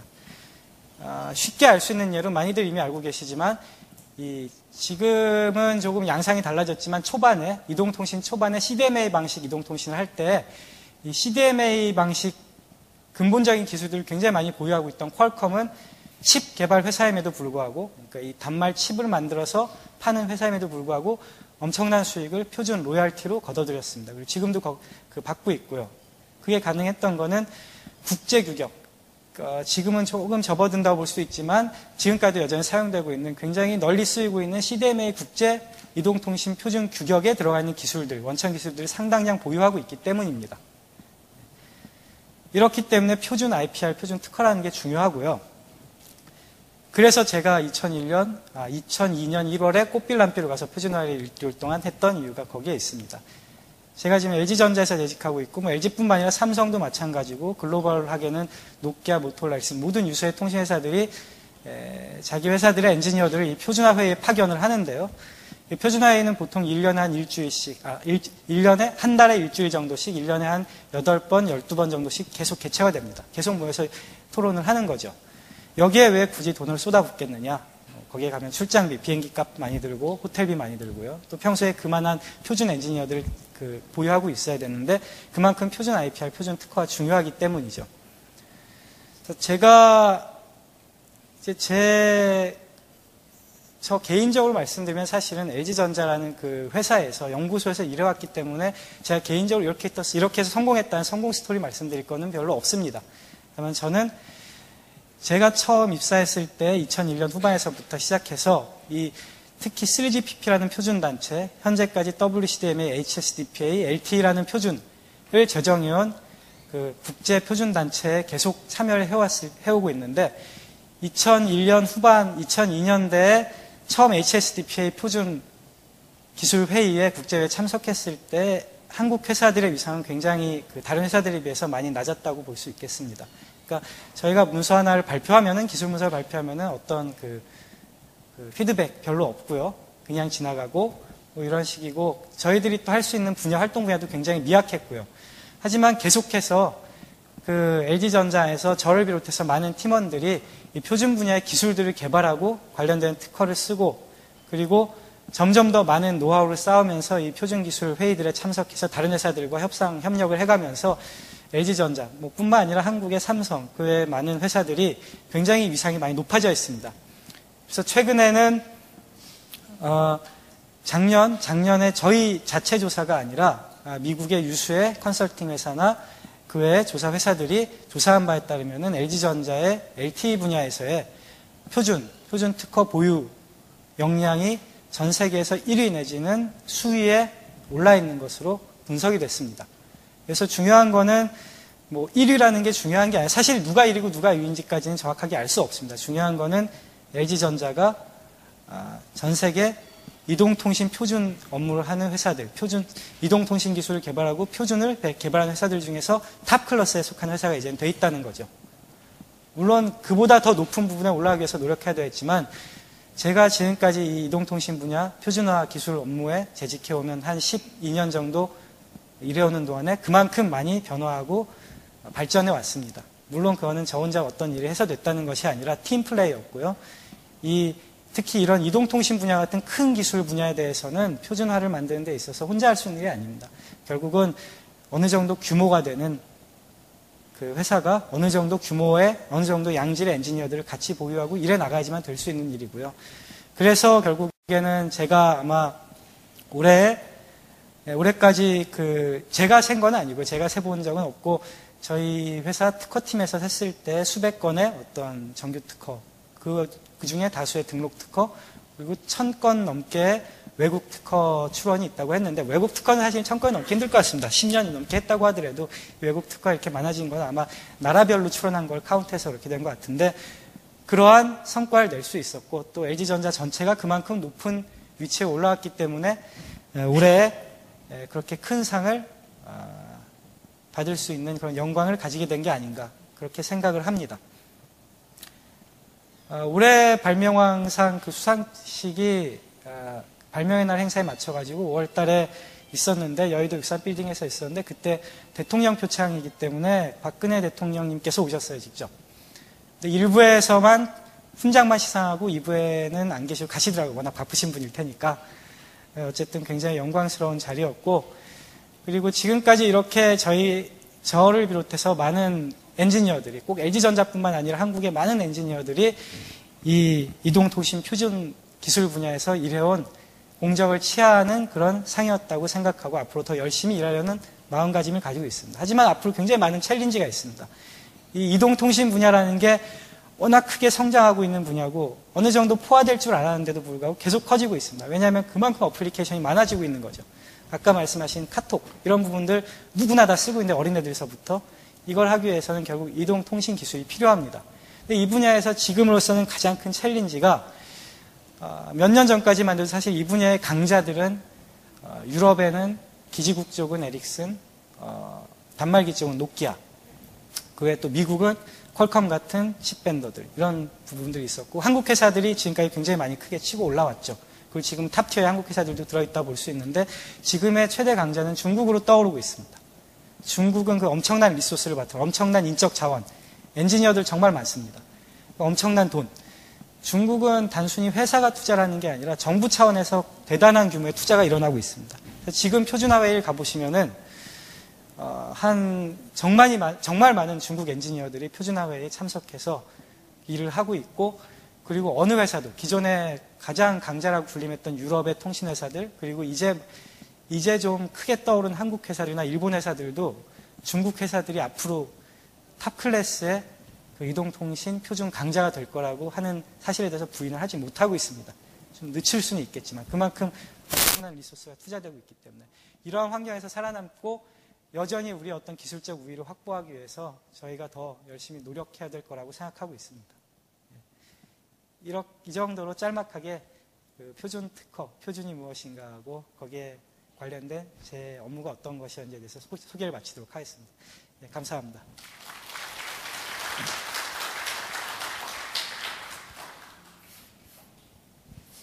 예, 감사합니다. 오늘 강사님들은 전부 다 연습을 하고 오셨는지 딱 15분이면 저기 끝내시는 것 같아요. 감사드리고요. 먼저 이렇게 또 우리 수석님께도 온라인 통해서 많이 질문이 왔기 때문에 그거부터 시작하겠습니다.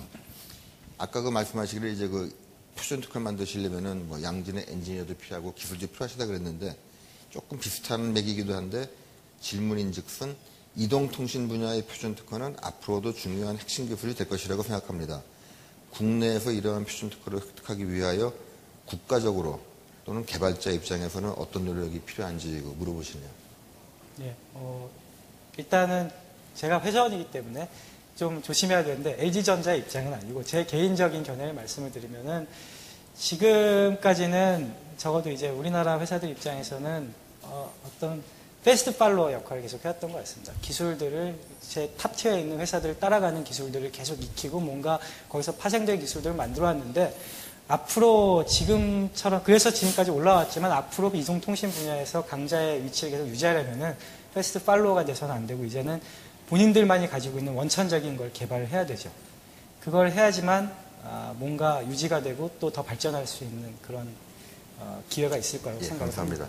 요거는 이제 개인적인 질문인데요. 네. 저는 특허하는 사람이니까 방금 이렇게 LG전자가 이제 LTE 쪽에서 최소한 특허 력이 상위권에 속했다 그랬는데 네. 그것이 비교하실 때 물론 이건 LG전자 사람이니까 자랑스럽게 말씀하실 수 있을까 네. 싶은데 다른 기업에 비해서 반면에 대한 보상이 많은지 아니면은 글쎄요 특허 보니까 잘 모르실지 몰라도 LG전자 특허부에서 다른 회사보다 변리사들한테 수입료를 더 주는지 네. 아니면 전자 내에서 이 연구를 하시는 발명가들하고 특허 보수하고 다른 회사랑 다른 무슨 이렇게 이 인프라가 있는지 좀 궁금하기도 하네요. 예, 기본적인 대기업들이 아마 이 표준을 하는 회사들이 몇 안 되기 때문에 대기업 하면 몇 군데 딱 찍어지는데요. 기본적인 어떤 보상 체제는 있습니다. 보상 시스템은 있는데 사실 개인 발명자가 발명했을 때 그 발명으로 나오는 수익에서 얻을 수 있는 만큼의 포션은 사실 되지 못하고요.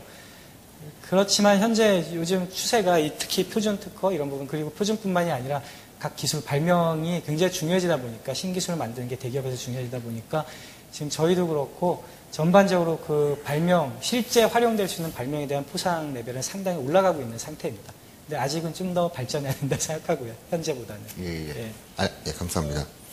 그다음에 또 하나 질문은 역시 이 소속 얘기인데 현재 표준 특허로서 가치가 있으며 표준화 기구에 가입 등재되어 있는 표준 특허 관련 분쟁 건수는 대략 179건이며 여기에 관련된 특허 수는 240개가 되는 것으로 알고 있습니다. 이처럼 표준 특허와 관련된 분쟁이 상당히 많고 앞으로도 증가할 것으로 예상이 되는데 표준 특허 개발 시에 표준 특허 분쟁에 대한 대응 방안을 따로 있는지 또는 있다면 이것을 고려해서 표준 특허를 개발하시는지 궁금하다는 질문이 있습니다. 일단 저는 말씀드렸다시피 특허 분쟁 자체에 개입하는 사람이 아니라 표준 특허를 만들어내는 엔지니어이기 때문에 실제 분쟁 처리에 대해서는 제가 직접적으로 관여하는 일은 없습니다. 하지만 실제 분쟁이 워낙 많이 일어나고 있는 건 사실이고 비근하게는 애플하고 삼성 분쟁 다들 아실 거고요. 지금 사실 표준 특허, 특히 이동통신 분야 표준 특허의 분쟁이 과열화되고 있는 양상이라는 누구나 인식하고 있어요. 표준 엔지니어분들도 그렇고요. 그러니까 너무 많은 표준 특허들을 서로 차지하려고 하고 그것 때문에 오히려 생산 제조업이라는 거에 어떤 본질이 망각되는 거 아닌가 하는 부분들도 많이 있고요. 그리고 실제 제조업체, 특히 뭐 LG나 삼성, 노키아 모든 굉장히 많은 대량의 제조를 하는 회사들은 실제 로열티 협상에서 졌을 때 손해가 너무나 막심하기 때문에, 왜냐하면 그만큼 많은 생산량을 내기 때문에, 매출이 나가기 때문에 그만큼 손해가 커지는 거예요. 그렇기 때문에 현재로서는 대기업들은 표준 특허를 뭔가 강력한 표준 특허를 최대한 다수를 보유함으로써 그 실제 들어오는 로열티 공격들의 역 공격으로 막아내려는 그런 정책들을 주로 대비하고 있는 걸로 알고 있고요. 예, 그렇습니다. 특허 전쟁이 아주 치열한 전쟁이니까 예. 전략이 필요하겠죠. 그 다음 질문은 보니까 저도 대답할 수 있을 것 같은데, 질문인즉슨 세계 각국은 핵심 특허를 획득하고 표준하기 위하여 많은 노력을 하고 있습니다. 안용근님께서 생각하시기에 표준 특허 획득을 위해 가장 선진화되어 있는 기업은 LG라고 말씀하실 거죠. 거기에 대해서는 LG라고 일단 말씀드리고요. 그 다음에 기업의 특별한 전략을 아시는 점이 있다면 소개해 주시기 바랍니다. 이거는 대입이니까 말씀 안 해 주실 거죠. 예, 그거 좀 곤란할 걸로 예상이 되는데요. 예. 그렇다면 뭐 대학이나 연구소에 있는 사람들이 예. 표준 특허를 만든다면 예. 이분들은 그래도 현장에서 좀 떨어져 있는데 네. 표준 특허를 만들기가 용이한가요?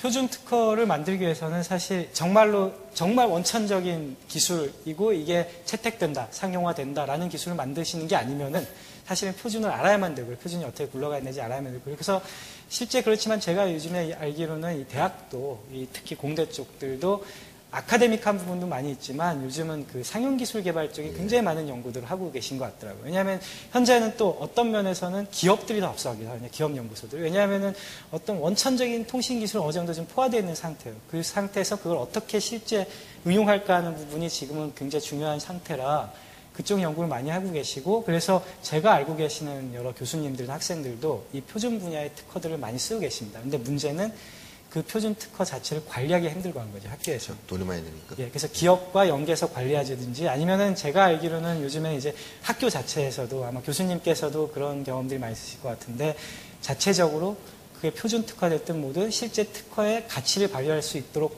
포장하고 페이턴트를 관리하는데 많은 그 투자를 하고 있는 걸로 요즘은 좀 보이는데 꼭 그렇진 않은가요? 학교마다 좀 예산이 부족하니까 예. 앞으로 많이 비싸게 사가시길 바라겠습니다. 예. 그 다음 질문이, 이것도 1분 제가 대답할 수 있습니다. 질문인즉슨 두 파트로 되어 있는데, 영건님께서 올해 발명학으로 선정되셨을 때 감회가 어떠셨는지요? 이건 제가 오기 전에 인터넷을 봤거든요. 근데 수석님 말씀이 이렇게 말씀하셨습니다. 전 사실 10년 넘게 꾸준히 해오던 일이라 갑자기 이렇게 주목을 받게 되어 얼떨떨합니다. 저 혼자 다 한 것이 아니고 주변의 동료들이 도와주었기에 가능하다고 생각합니다. 동료들과 협업하여 많은 도움을 받았죠. 열심히 일한 것에 대해 인정을 받아 기분은 좋지만 발명하려는 타이틀은 제게 너무 과분한 것 같아요. 쑥스럽습니다. 뭐 기사에서도 그렇고 현장에서도 그렇고 이 겸손하신 안용근님께 두 번째 파트를 여쭤보겠습니다. 감사합니다. LG전자라는 국내 굴지의 기업에서 연구원으로 재직하며 수많은 특허를 보유하고 계신데요.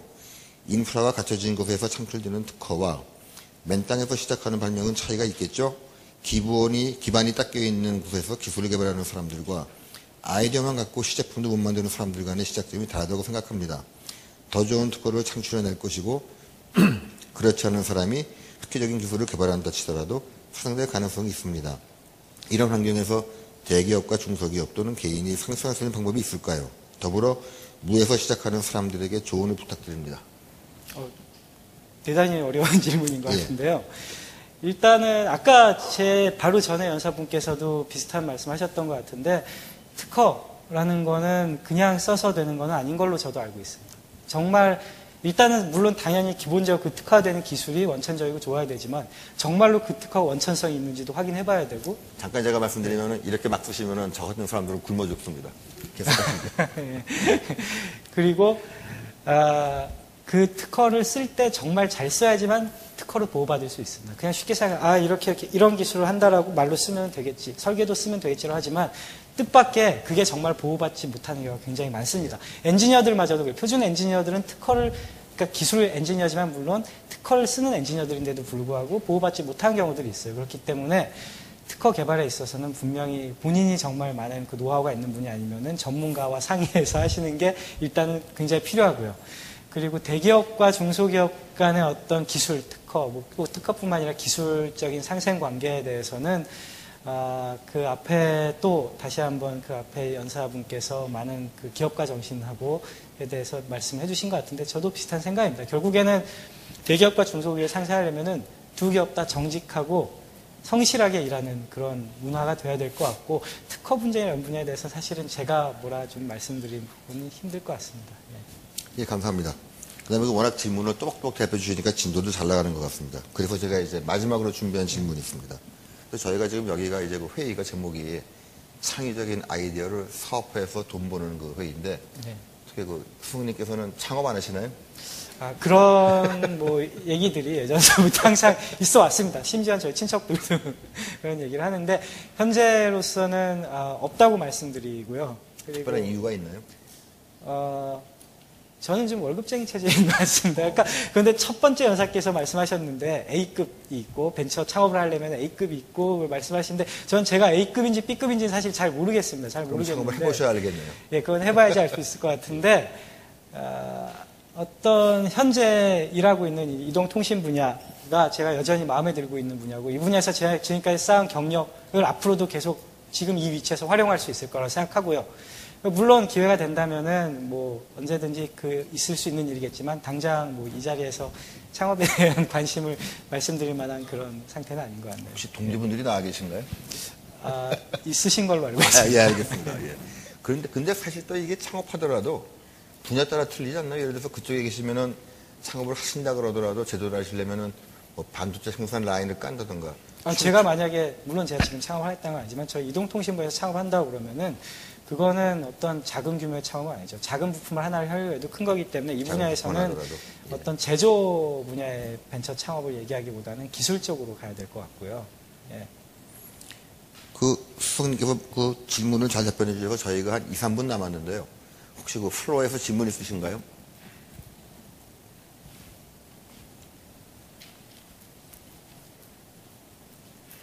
기다리셨던 것 같습니다. 받으셔야 되나 보네. 명함은 이따 주시고 질문을 이렇게 적어주셨는데. 예. 미국 동포는 한글 문자 입력을 할 수 있는 인프라스트럭처가 없는 것으로 아는데 미국에서 한글 문자 입력하는 방법, 애플리케이션이라든가 또는 그런 방법이 있는지 물어보셨습니다. 그 질문은 감사한데요. 죄송하게도 제가 이 분야는 지금 어플리케이션 분야고 제가 하는 분야는 어떤 라디오 테크놀로지 분야이기 때문에 이쪽은 제가 당장 뭐라 알 수 있는 부분이 아니네요. 그럼 명함을 돌려드려야 되나요? 이 명함은 감사하게 받도록 하고요. 예. 감사합니다. 그 외에 뭐 다른 쪽으로 뭐 표준 특허나 저쪽에 한 분 계시네요. 예. 거기서 그런데 들리시나 보다.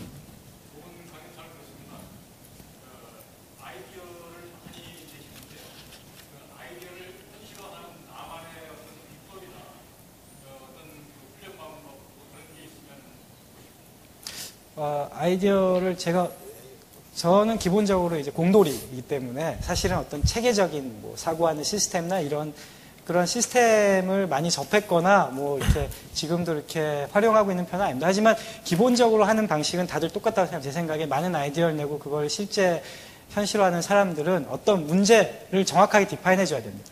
이동통신 분야에서도 내가 이 기술을 어떤 이런 고속 데이터 레이트를 내기 위해서는 어떤 부분이 지금 제일 큰 걸림돌인가를 확실히 문제를 포착해줘야 되고 그 문제를 정확하게 한 다음에는 그 문제를 해결할 수 있는 그 대안들이 무엇인가 하나만 있는 게 아니죠. 많은 대안들이 있으니까 저희들이 항상 회사에서도 하는 방식은 많은 대안들을 다 정리해야 됩니다.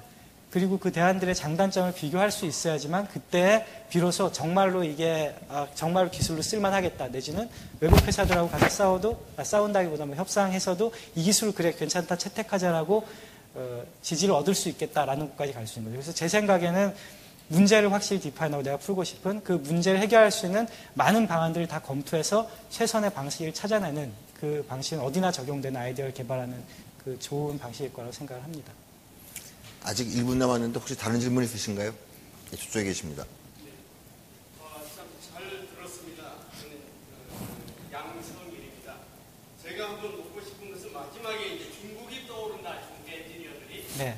한 세 가지로 이제 요약할 수 있었겠는데, 강사님 말씀하신 것처럼 정부 차원에서 지원해 준 거. 예. 그 하나 있었고, 그 다음에 미국에 유학을 많이 보내서 그런 차원에서 하나 있겠고, 또 이제 실용주의 문화 때문에 미국의 엔지니어들이 돈을 많이 준다고 그러면 이제 옮겨와서 이렇게 할 수 있겠는데, 이제 강사님께서는 그 인스퍼레이션, 소위 얘기해서 영감을 얻는데, 그 어떤 탤런트적인 타고난 천부적인 재능 이런 부분도 있었겠는데, 그 이상의 어떤 것이 혹시 있는지, 이제 저 생각에는 유럽의 핀란드도 그렇고, 기독교적인 그런 것, 미국에도 기독교적인 그런 생각, 유대인들의 어떤 그 영감, 이런 거 이상의 어떤 것을 혹시 가지고 있는지, 안 그러면 그런 거에서 얻은 인스퍼레이션이 있은 것인지, 안 그러면 순수하게 기술적인 면만 가지고 이렇게 많은 투표를 이렇게 리딩 해볼 수 있었는지에 대해서 좀 굉장히 개인적인 질문이죠. 예, 예.